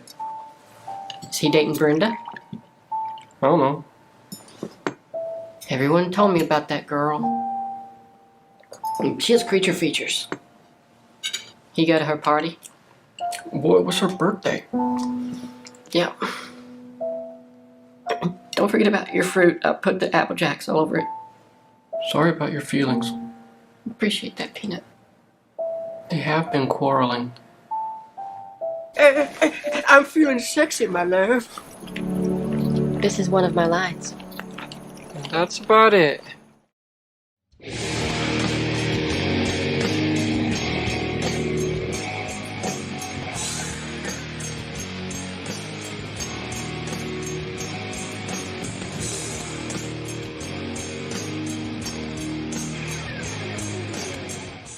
Yeah, But so imagery has been absolutely fantabulous.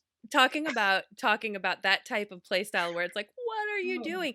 So, because I haven't had a chance to talk about my game in a while, so I'm going to share Yeah, just a go little ahead, thing go with ahead. you real Yeah, quick. we're doing okay on time. We're just like in an hour. We're doing good. Yeah, We're yeah, doing yeah. good. Okay, so in the game that I play in, we have a character. I've talked about him before. He calls himself You Creature because he was born into, or he was in slavery ever since he could remember, right? So he doesn't know who his parents are. Everybody called him You Creature, and so that's his name. And it's hilarity ensues because it's like, we're talking to you. Who? You. You know, it happens all the time. Well, anyway, there's been some discovery in his backstory that his father may have been the god of time, right? Or we joke like Time Lord, you know, Doctor Who kind of a thing, because there's just a lot of hints and stuff about this bard's. You is a bard. He calls himself the most mediocre bard, and that there's this whole backstory about the bards of Sidor, the lords of time, things like that, and we're right now kind of doing like a planescape type of campaign where we're traveling through the different planes trying to get to Okay. Sigil. And so we end up in Mechanus, and there's a bunch of, I don't know if you know the lore, but I don't know too much, but Yeah, I'm pretty familiar with yeah. Mechanus. Okay. And so, you know, a bunch of like automaton type creatures, but other meatbag type creatures as well. Right. And as we enter into Mechanus, there are statues, and one of the statues looks just like you, but a little bit older. And what so far in the campaign, you has invented the ukulele, and we call it the uke, right? So it's canon, and it's an original item that he has created, and on the statue there is a uke. And so my brain goes immediately to, okay, maybe you's dad isn't the Lord of Time. Maybe it's you is the Lord of Time. Like either it's like a Futurama situation where he's either his own dad, or like we keep bumping into things and thinking that it's his dad, but really it's him. And so since that's where my brain goes, I don't tell anybody anything. And my character's known for doing like the most random shit because she's just not civilized or cultured. She comes from a tribal, you know, place. Right, right. So I ask you, hey, can I see your uke real quick? And no question, he just hands it over, right? So I take it, and I have chains that I fight with, and they have razors that pop out. So I pop out a razor from my chain, and without telling anyone what I'm about to do, I say, I'm gonna knock a scratch into the uke. And everybody at the table just goes, whoa, whoa, whoa, whoa, whoa, because it is like the most unique, precious item to him. And the DM looks at me, and I just look at him, and I said, no, I do it. And so he goes, okay. So I knock a scratch into it. Everybody at the table's like, what the fuck are you doing? And I immediately look at the statue because I'm waiting to see if there's a scratch on the uke. Right? Because then that proves that this is him. And so Yu gets really pissed off. He takes it back from me. He's yelling at me. And while we're talking and I'm trying to explain why I did what I did, and I'm pointing at the statue and I'm, look, guess what? That's not you. That must be your dad then. Well, while all this is happening, two of the other players look at each other and they immediately go to the DM and they say, well, I want to grab the uke and cast mending. And so they mend it. And so now statue's not as right. Well, and that's the thing is, so I said, well, I'm explaining to you, well, see, that's not you. And he goes, well, how do you know? And I said, well, because the scratch never showed up. And everyone at the table's like, Mariel, do you understand how time works? And I'm like, yeah, I scratched it. It should have showed up. And they're like, no, but we mended it.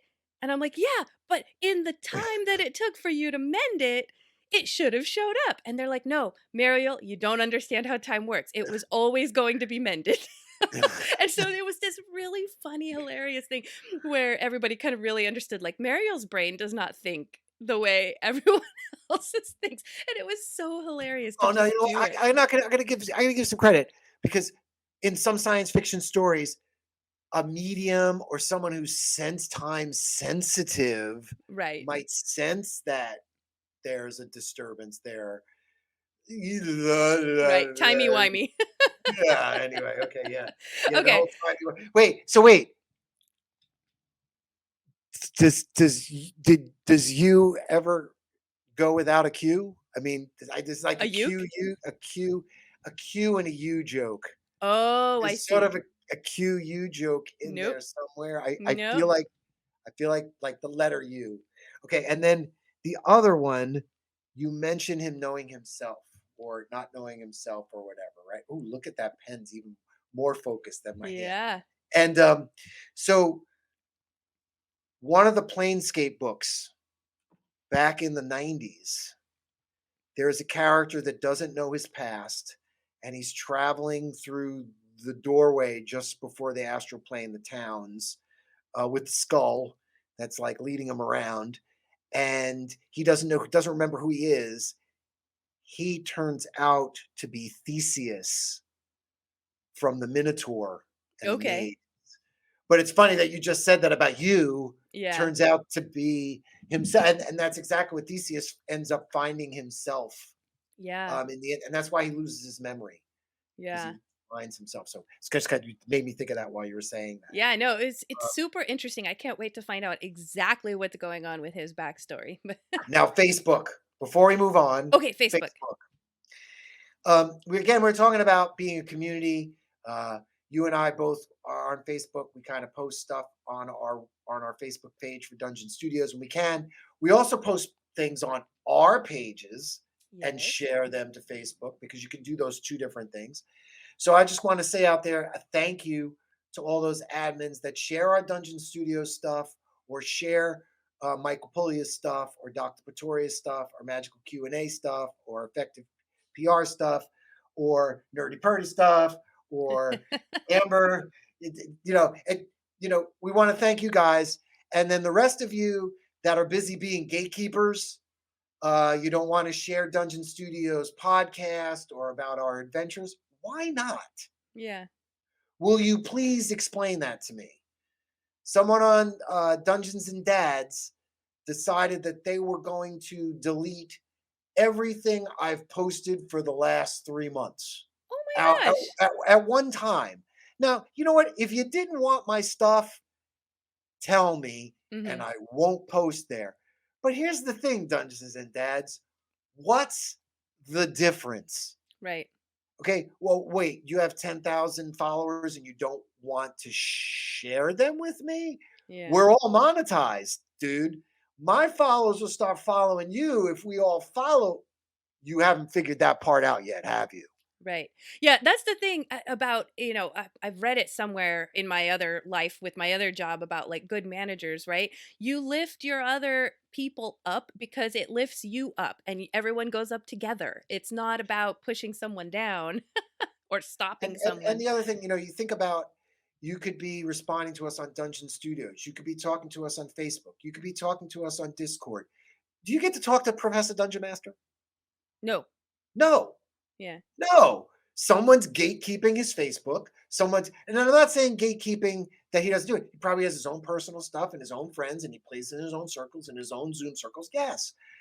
But if you want to be part of a creative group, that's what we do.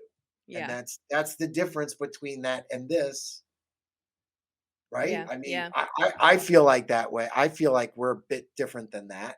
Yeah, I do find it funny. There are, when it comes to Facebook, since we're on the topic, like sharing, especially when we're live on the podcast. The problem is like I'm in so many different Facebook groups and other online platforms, but I see so many people asking questions where it's like we're actually going to be talking about that soon, or and I can tell you, here's the show, come watch it, and ask your questions there.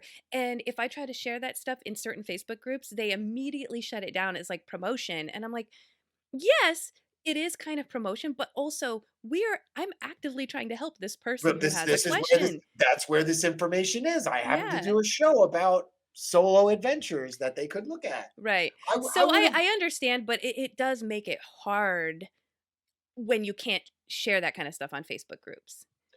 well, and that's Like, and what that's would what they I'm expect saying. us to do? It's like, yeah, hey, well, I guess, do we not follow them?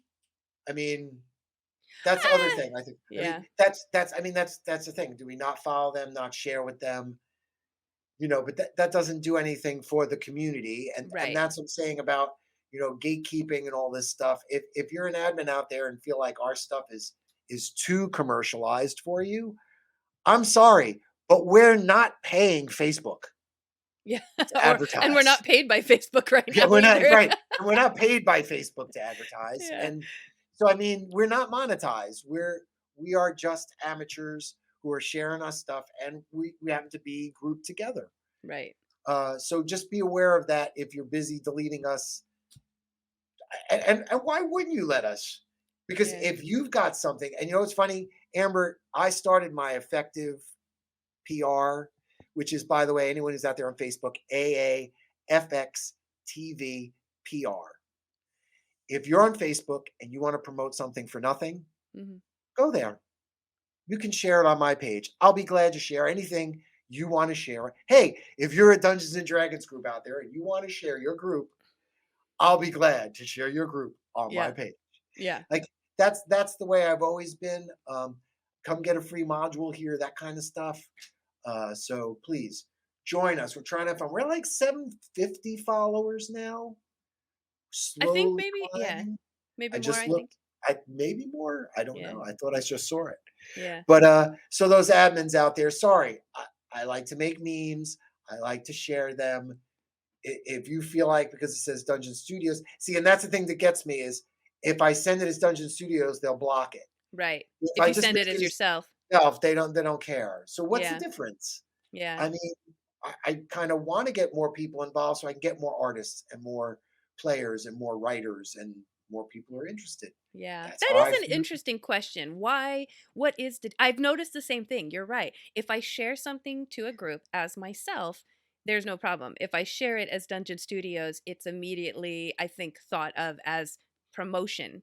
Why do you have a problem with that? I Because mean, if I were any, Joe Blow finding something really cool and sharing it to a group, that is promotion. Even if it's not my own thing, I'm sharing, let's say, I don't know, Ginny D or whoever, like all people right, share that stuff all the time. here's an example outside of that, right? I'm in all these chronically ill groups who say I can't sleep. Yeah. Well, I share this YouTube link to this video Hmm. that helps me go to bed. Yeah. I'm not trying to promote that person. Is that person really making more money if somebody else is watching their one YouTube? Come on, guys. It's called social media, Hmm. so we can socially mediate things. Right. The only other thing I can think of is if they quote unquote allowed that, if Facebook groups allowed that, then they're probably worried they're going to get spammed and flooded with promotional posts. I've seen a lot of groups where it's like, okay, we have one thread for promotional posts. So if you've got anything that looks like a promotional post, you put it in Well, that one honestly, thread. I guess I have to agree with you on that. But then instead of blocking me, Hmm. send me a message and say, "Hey, we have this page where we Right. have our promotion page." Right. Yeah. Or Educate. or or have a promotion page. Because Yeah. some of them don't have, I Some mean, of them don't. some of them don't have a promotion page. We tell everybody, come to Dungeon Studios and you can put anything you want on promote. Those guys, Carnations and Crossbows. Thank you guys. You have been posting on our promotion page since we started the game. I had spoken to them about being a guest of ours, Yeah. and we still have not gotten them on the show. Oh But man. again, they're just amateurs Hmm. who trying to promote themselves somewhere for free, who also said would they be willing to come on our show and be a guest star sometime to talk about their show. Yeah. So again, that's what we are here for you Facebook gatekeepers that are worried. And then of course I think there's also there's a few out there that block us because they just don't like, they have something against Dungeon Studios. They left. They don't like something somebody did or said or what. Yeah. Gosh, yeah, that's Yeah. What is it called? Like living rent free in someone's head. yeah. Anyway. Hey man, it's all groovy. Just chill, man. It's a game. Yeah. Yeah. It's a game. You know, if you want to talk about like toxins in the air, then I'll get heated with you. Or like the bees are extinct. There's a problem we need to address. Yeah. 20-sided or 12-sided, I'm okay with it. Okay. So let's okay, for our regular viewers, I miss Doc's magical Q&A, going to the doctor's office. So I asked him before we started this show to prepare a little something to whet our palate for those of us who are missing Doc's magical Q&A. And I was go ahead. I was kind of setting you up here because I'm excited to see what you have. You haven't told me at all. You just said, "Okay, I got it," and I said, "All right." Wait. This goes along with a change in show dynamics where I get to keep a surprise, and I love that I get to keep a surprise because they want the outline, and I don't want to do that. Right. So tonight's topic is actually the word magic Okay. itself and its origins and how it came about. And we call this segment Magical Q&A for a few reasons. But one of them is we can answer things about magic and we take things from the esoteric world, see real world and magic world and see how we can put them together. Right. So it's a Greek word. And whenever we talk about magical Q&A, we always end up in that time period right around year 0, right? Uh-huh. We get right back to the Greek and we get to the Greek word mangenia or Mageia or mangia or magoi. Now you're like, why are all these like word spellings? Okay. Mm-hmm. Now, mogi refers to a Persian tribe. Okay. Okay. And they were known as the I'm going to say this wrong, Zoantranisms. Okay. Okay. Now, they were anti-Greek. Now, the best way to put this into pop culture for people, have you ever seen the movie The 300? Yes. See, it's very easy for people to grasp on. You get the Greeks versus the what the hell is going on, right? Right. Now, of course, that was from a graphic novel and not historically accurate, but sort of imagine the Greeks seeing things they've never seen before and referring to them as magoi or magic. Okay. All right. So that's where that word sort of came about. And then interesting. They see these people, from that world with their polyistic deities and spirits and all that kind of stuff sort of clashing with theirs. So they were very, very upset by that. So they were thinking they needed some kind of defense system. Right? Now, this is the Greeks and the Romans, right? Uh-huh. So they're trying to get a defense system against the magoi? Right, or the Zoroastrianism. So they themselves start using Magira. They start using magic against the Magi, right? You got to use what they got against them. Okay. Does that make sense? Yes. So they're so convinced that they're magic that they need to use magic to get them. So, okay, so that led me sort of into a whole, another thing. So what the hell are the Greeks talking about? And they talk about magic. So I end up in this guide to ancient magic. And we talk about scrolls written in Aramaic. And Now you're right talking about D&D when you're talking about scrolls, right? Right. Well, have you ever had a scroll written on a metal sheet or in gold or on silver? So Not that my the game. so the actual scroll itself, not only is it magical, Mhm. but it's worth something. And that's like from the real world. So people would write intentions and spells and rituals for, and let me say this before I get any deeper, it says here for sporting events, war, business outcomes, personal affair, love, revenge. They wouldn't write things like bibbidi bobbidi boo.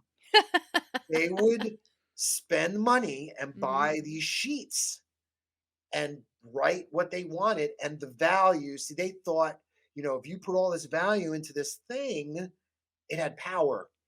It kind of sounds like the modern day equivalent would be like when people do vision boards, where it's like, this is my key word for the year is prosperity. And Right, they have right. like Now, pictures and they're making it a absolutely. visual. Okay. Absolutely. And you know what they call this?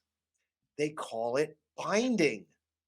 Okay. Remember we were talking about the voodoo dolls where they wound string around the voodoo dolls in Africa? They called that binding. Right. So it's funny that this term binding gets used by so many people. So then they would also write tiny scrolls and they would put them in necklaces. And do you know what a necklace that carries a scroll is called? Is that an amulet? You betcha. It's Okay. called an amulet. Yep, that's where the term amulet comes Interesting. from. Um, and then they talk about amulets having different powers from different insert scrolls. Right. So right there, this is like a huge, like, this isn't just an amulet of protection. This has got, a magic user could be using an amulet as his focus Yeah. and putting his things into his little things. And it's really interesting because then um they go into using tablets, became like sort of the poor man's version of tablets. So when you say like stone tablets, that's Stone the tablets, okay. right? And then they make them out of clay and stone. And then, of course, that would put you know, the Israelites way down low because their 10 commandments were on stone, right? Right. They weren't on like precious metals or anything. So it's kind of funny. You think about stuff like that out there.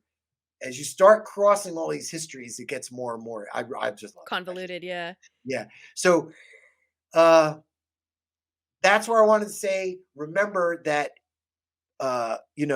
magic to them involved manipulating um reality and what they thought were the gods. Mhm. We do it now more as we call it consciousness. But we have to see their gods as collective consciousnesses, if Yeah. that makes sense. Yeah. That's what they actually were. So it's really interesting to me to see how I started with just where did the word magic came from, and it took me right back to all the roots of these things. That is crazy. The Greeks and the Romans, amulets, binding. I mean, very easy to fit into your game. Oh, I've Yeah. stopped to take some notes because I have already thought of at least two different things to think of how you could put this in your game. One is you mentioned putting it on metal and you said there was like different types of metal. And I think that if you were to like world build this into your game, that the different types of metal, whether it's like the cost, right? If it's gold, maybe it's more precious, maybe it works strong, it's stronger magic, or it aligns with a different god. um and then you could put something into your world about like, but there's this very very precious, very very rare metal, and that could be part of like, a quest to find this very very rare metal to be able to put a spell onto the, or to write on this scroll.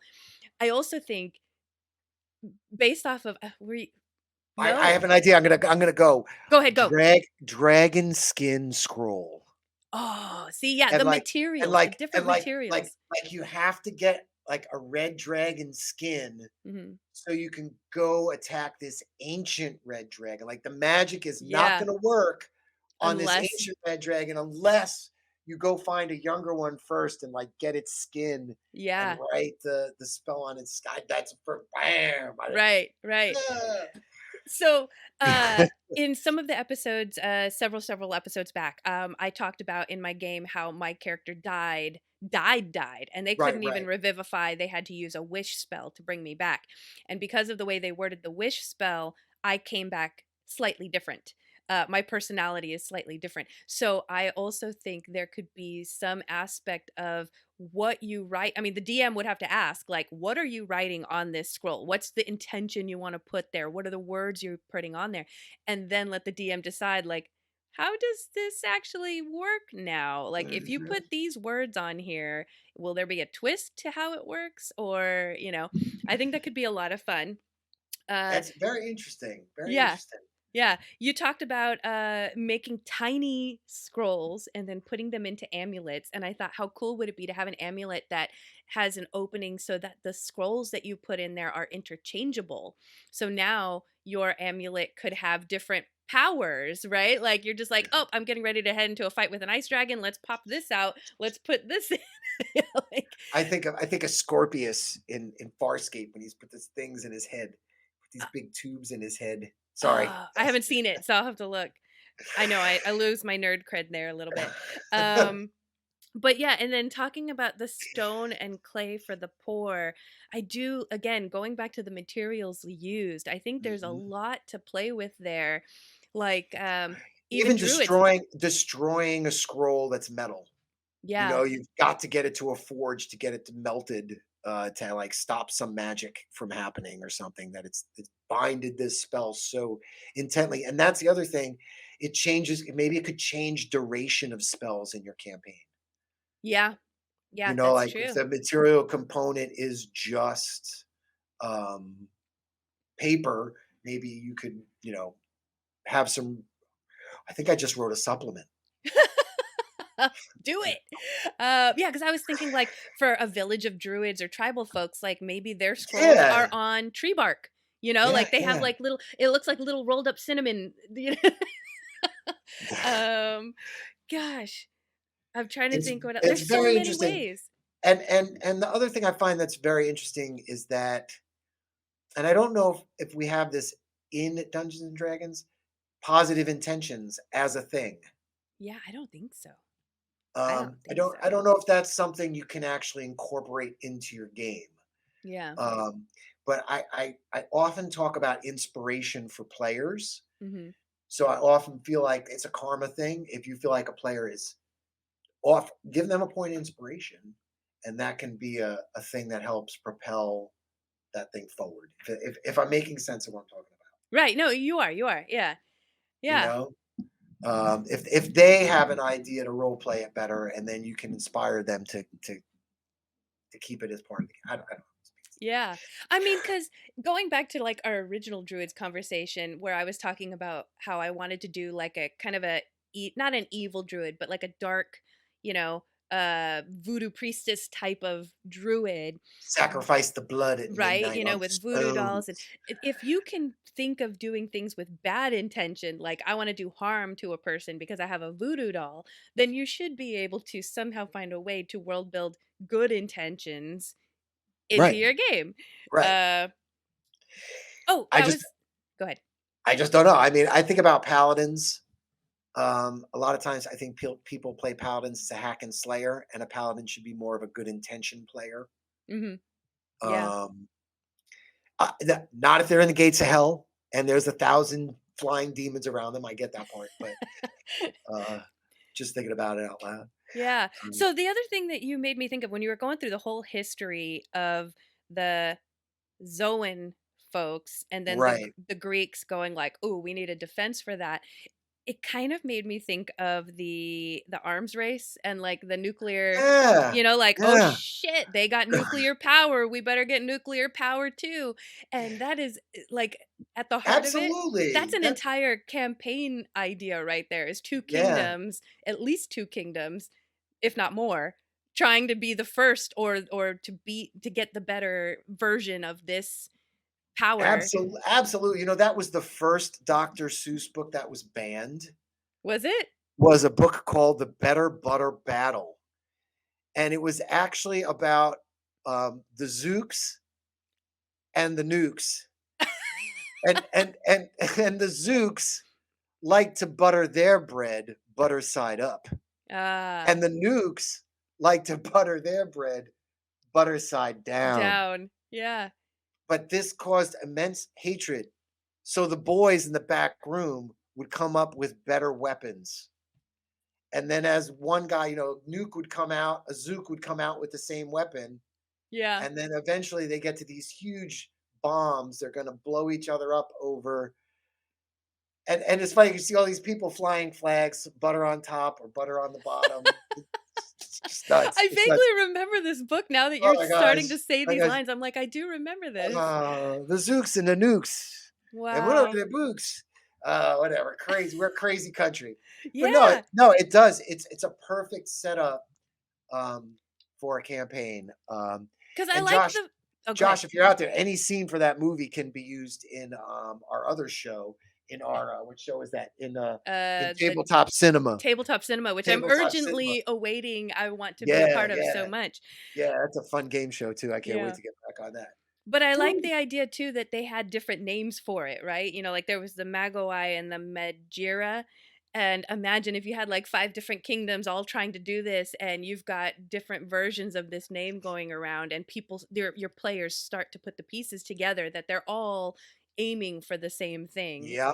It's Yep. just Now, called something differently. now, I also found another weird coincidence here, and I had not considered this coincidence before. Okay, Mm-hmm. you know, I wrote a fantasy book for children. It's called Magical Q&A, The Tooth Fairy and the Giant. Ooh. Okay, so of course, you know, Tooth Fairy's from esoteric. Giant is, you know these stories, giant beanstalk, whatever. And it's about a little girl, and her name is Anne Mengia. And I had no idea that that was the Greek root word for magic. Oh, wow. The only reason why I used it, I'm being truly honest, because I've just made the coincidence. It is a word scramble of enigma. Oh. That's why I used the word. So now it's even funnier that the root word for magic in Greek is is Mengia. scrambled for enigma, which we all know the Enigma machine and the secret code. And Yeah. gosh. So now that makes me even see the further you dig into this, like imagine all the stuff that I could come up with if I started digging more into this. But Mengia, like now you can insert a puzzle into your game with Mengia and Enigma and all that stuff. That's granted, don't take it because That's in my Doc wrote book. it. That's in my book. It's in my book. Don't tell anybody. Spoilers. Oh, no, man, but that's so cool. that's a little magical Q&A I prepped up for you in my all my mid home brewing and digital art establishing and checking in with everybody. But I thought everyone would like that. Let's just talk about the word magic and where it came from. Find about. And that's what I think is so fascinating is just digging into the history of one little thing. And already I think I have 5 different boxes here of like inspiration. All right. You know, and Now, that's just I'm going to say one thing. I'm going to say one thing we were not prepared to talk about because I'm very mad at Amber because she has not gone to see Barbie yet. I haven't. So if you haven't, I suggest everyone to go. I don't care if you're a Ken or a Barbie, you need to go. Yeah. That's all there is to it. If you're a nerd, you should have already been there. Really? Yeah, no, absolutely. No, you can't call yourself a nerd if you went to see every Marvel movie and you played with figurines and you didn't go see Barbie. Okay? Because back in the day, there were no girls but Barbie. Yeah. Well, Okay, that was we my got all the argument. Was I superheroes. was never a Barbie girl. I played with Teenage Mutant Ninja Turtles and my cousin's wrestling figurines. Like I never played with Barbie. So you got to give it up for her. And the writing's phenomenal. The movie's smashing all kinds of records. I also want to say that a movie written about a toy, as Yeah. opposed to a comic book character, that really has some true meaning for human beings in the 21st century. Yeah. I'm very upset that Blue Beetle tanked at the box office, which I also did go see. And I gave it 2 thumbs up because DC, they're trying, man. They're trying Yeah. as hard as they can. They But are. I think it's really pay-per-view that has wiped out the movie industry. Yeah. Has really come down to. I think it's more of the experience of going to Barbie that's made it such a big success. Yeah. Also, I'm sure you've heard about that, and experiencing is becoming the future. Yeah, I'll have to admit, yeah, we have a hard time getting to the theater sometimes. And, in this day and age, I don't know if it's just us, but like when you have a nice, huge flat screen TV and awesome sound system, and you like your own popcorn and you like your own couch and you can sit however you like, Yeah, and, that's right. like in your pajamas and you don't have to get ready, it does kind of make it hard to want to get to the theater. And Uh, now they've gone for the people that don't have that at home, yeah. and you buy a club membership. Yeah. And you pay so much a month, and then you have your express line for your snacks. You got discount on tickets. I do. So they're trying. Yeah, I do have a friend who he pays for something like that, and every Okay. time there's a movie opening up, like we know he's out there. He's paying the movie industry. Yeah. So wait. So let's go back to Dungeon Studios. Okay. I don't make money, so I don't try to go to movies. I'm going to tell you this right now. My daughter has been the movie person. She's been, Dad, we got to go to this movie. We got to go to that. I haven't been to movies in years. Yeah. So thanks, Abby. I love you. I can't wait to go see it now, though. I mean, like I wasn't sure. Like I said, I don't go out to the movies anymore. But as soon as you talked to me about this, I told my husband the very next day. I was like, we have to try to find time to go to the movies and see Now this. the other reason why I bring it up is I know Russell's not with us today, but Russell had posted. We have a feed that we bounce between the 3 of us for possible stories, and I guess there's a Dungeons and Dragons Barbie crossover happening. So I let's felt talk like, about it then. Let's go ahead and talk that's what I about said. it. As I wanted to talk about it just for a second because really, I talked about this before in the game.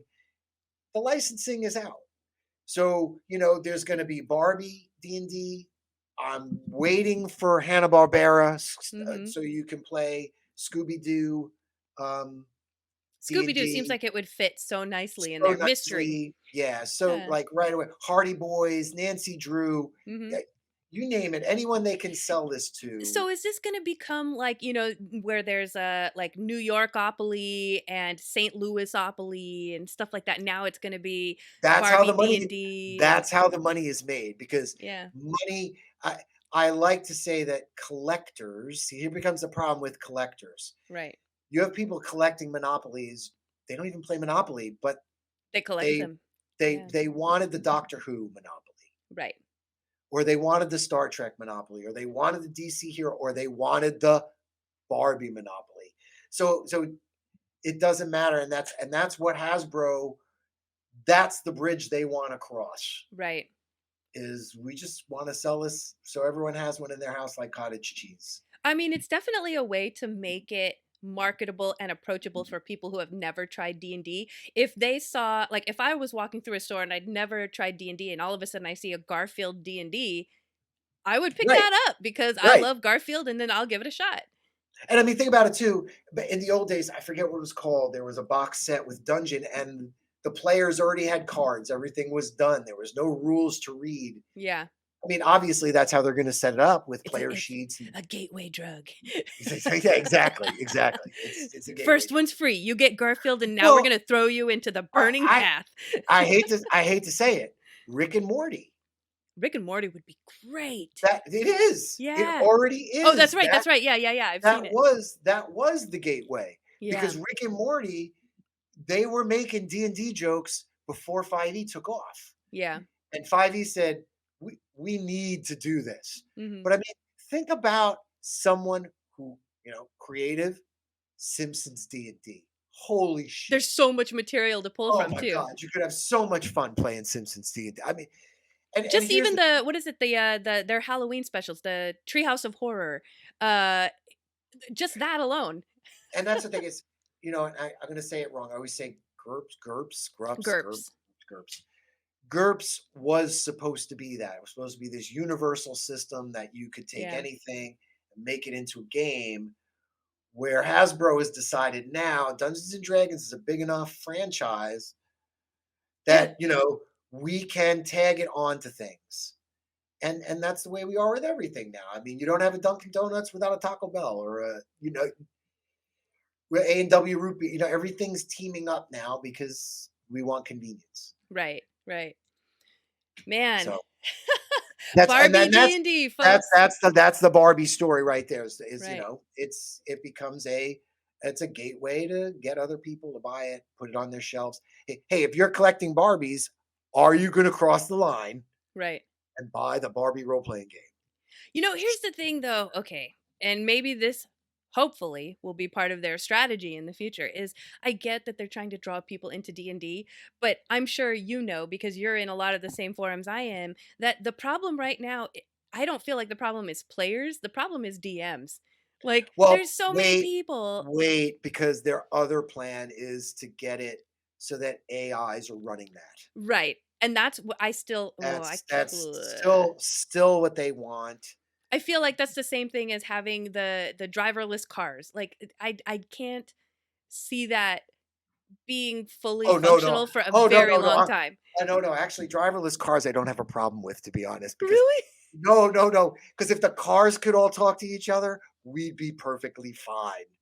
It's the people that don't. True. If all the cars could all talk to each other, we'd be perfectly fine. But that's the thing, is that's a long way off. That's a long way off. It's gonna be driverless cars plus people cars, and so that's the problem. And the worst part, the person who's still in the car is the person who's like, "Fuck all these automatic cars."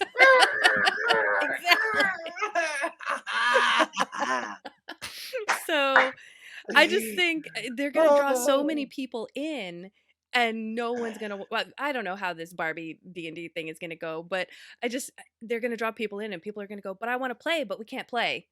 So who's going to run the game? Right. So. Well, no. And then I think the same thing. You're saying that, but then we have friends who are trying to launch their own paid DM, who's going to say, I know how to DM. Yes. And that's where I was leading to, is I see people saying, well, I don't want to pay a DM. Is there anybody here who can DM for me? Anybody? And they're getting crickets. But they're also at the same time like saying, yeah, but I don't want to pay. Well, I think that's where we're headed next. And by the way, folks, because Russell's not on the show, we're going to plug Russell real quick, because he is a paid DM, and he's very reasonable. He's very reasonable. So, I think that's where we're headed now. We're at the very infancy of this, is we're getting flooded with players, and we're going to get to a point where, if you're going to pay AI to run your game, pay someone who has the personal touch. Well, it's like I said to you, social media experience. Mm-hmm. You're already paying a lot for experiences out at a concert now. Mm-hmm. Ridiculous amounts. Do you want to play D&D with an AI? You're going to be paying. It's not going to be free, or it's going to be free till you need that plug-in. Right. You need that sword, or you need that. Yeah. Then comes the microtransactions, and that's why I just like. So I think there'll always be players playing. I think. I always think there'll be players playing. I don't think you'll ever have that. Just like a true oil painter is not scared of AI art. Right. Because he's still a master oil painter and is not nervous. Right. I even feel that way about dungeon mastering right now. I am not worried. I'm not a paid DM. Mm-hmm. And I'm not worried about AI because I know how to DM. And when someone's like, hey, can you DM? Yes, I can. Yeah. Because that's the thing, is I just feel like whatever they do for AI is not going to be good enough for a long time to really handle the personalness of Well, being a they don't DM want for to do that someone. yet. Remember though, they Yeah. don't want that yet Yeah. because you need to buy Barbie and Scooby-Doo and oh, you know what their next movie is? No. It's maybe late. It's probably already out. Paw Patrol. Oh, that's right. I heard So about it. you gotta have Paw Paw Patrol Patrol D&D. D&D. Yeah. Well, because then they're gonna get them young. Now we're gonna get young players. And those kids are already kind of nerdy. I mean, Yeah. the kids that are watching that specific show are already like, I want to be the fireman or I want to be the policeman. Yeah. You already got classes and stuff, Yeah. That's They true. already got skills. They have That's skill interesting. sets. Yeah. Yeah, I just, so I guess my encouragement of the day, Smurfs! folks, is there's going to be Smurf. Oh my gosh. Smurfs! There's so much to do. And then you already have your BBEG in there already. Right. You just need they have everything. Oh, it goes on. I think we're going to come to an end. I think we're gonna come Yeah. Just a quick encouragement of the day, folks. Okay. This is like, when you shop local, support local businesses, support a DM who wants to give you the experience that you want, as opposed to supporting a large corporation with AI DM. That's all. Anyway. And we know a lot of them at Dungeon Studios. So we if you're do. looking, and we know lots of people to play with for nothing. Yeah. And we're always looking for people to play with to help test our stuff. So this is true. Yeah. If you just want to play, come test our stuff for free. Anybody. Yeah. So, all right, folks. Well, I have a new outro. You ready? You have a new outro? Okay. Yeah, you ready? Yes. Okay. While the game has changed, the odds stay the same. Without effort and creativity, your game will always have the prime advantage. Wow, rewritten. Very nice and smooth. Like that. Very All right. fancy. All right. Yeah, so I just want to thank Dr. Pletorius for coming on, letting everybody know what's been going on. It has been, look at that, just like Mr. Enigma yourself there with the question mark. When will we see him again? Find out soon, I guess. It's been great getting him back on the show because I missed him. I'm sure you guys all missed him. Like he said, we don't know when he'll be back on the air again. Hopefully soon, folks. Maybe we'll do, if it's going to be another long bit, then we'll just have you on the show again like this, in this form, and keep everybody updated. Make sure everybody knows that you're alive and well, and, maybe if you're good, we'll let you out again. All right. And if you haven't figured it out yet, this one's not live. That's why I'm here. Right. This has been taped to protect the innocent. All right. No folks have been hurt in the process of this taping. No folks have been hurt. All right, folks. Well, yeah. Oh gosh, with your outro. Well, thank you for the opportunity too, because like I said, with my schedule and getting the writing done, this worked out, so we were able to do a show, and I have been missing it. So thank you. Yeah. No. For making Thank that available to you. me. Thank you. Yeah. So what I'm trying to remember my outro is the problem, and my brain just went whoop because your outro was so great. Do you want me to do mine again so you can go right into yours? No, because I don't have mine ready because my brain literally forgot it. I'm looking for it right now. Folks, I've said this outro for weeks and weeks and weeks now. It's okay. Okay, go ahead. While the game has changed, the odds have stayed the same. Without effort and creativity, I think I have a double negative in there somewhere. Anyway, your game will always have the prime advantage. There we go, folks. I'm just going to end it on there because I still can't find it and my brain is whoop. So have a good evening, folks, and we will see Dr. Pletorius again soon when he's good. Love you all. Bye. Bye-bye.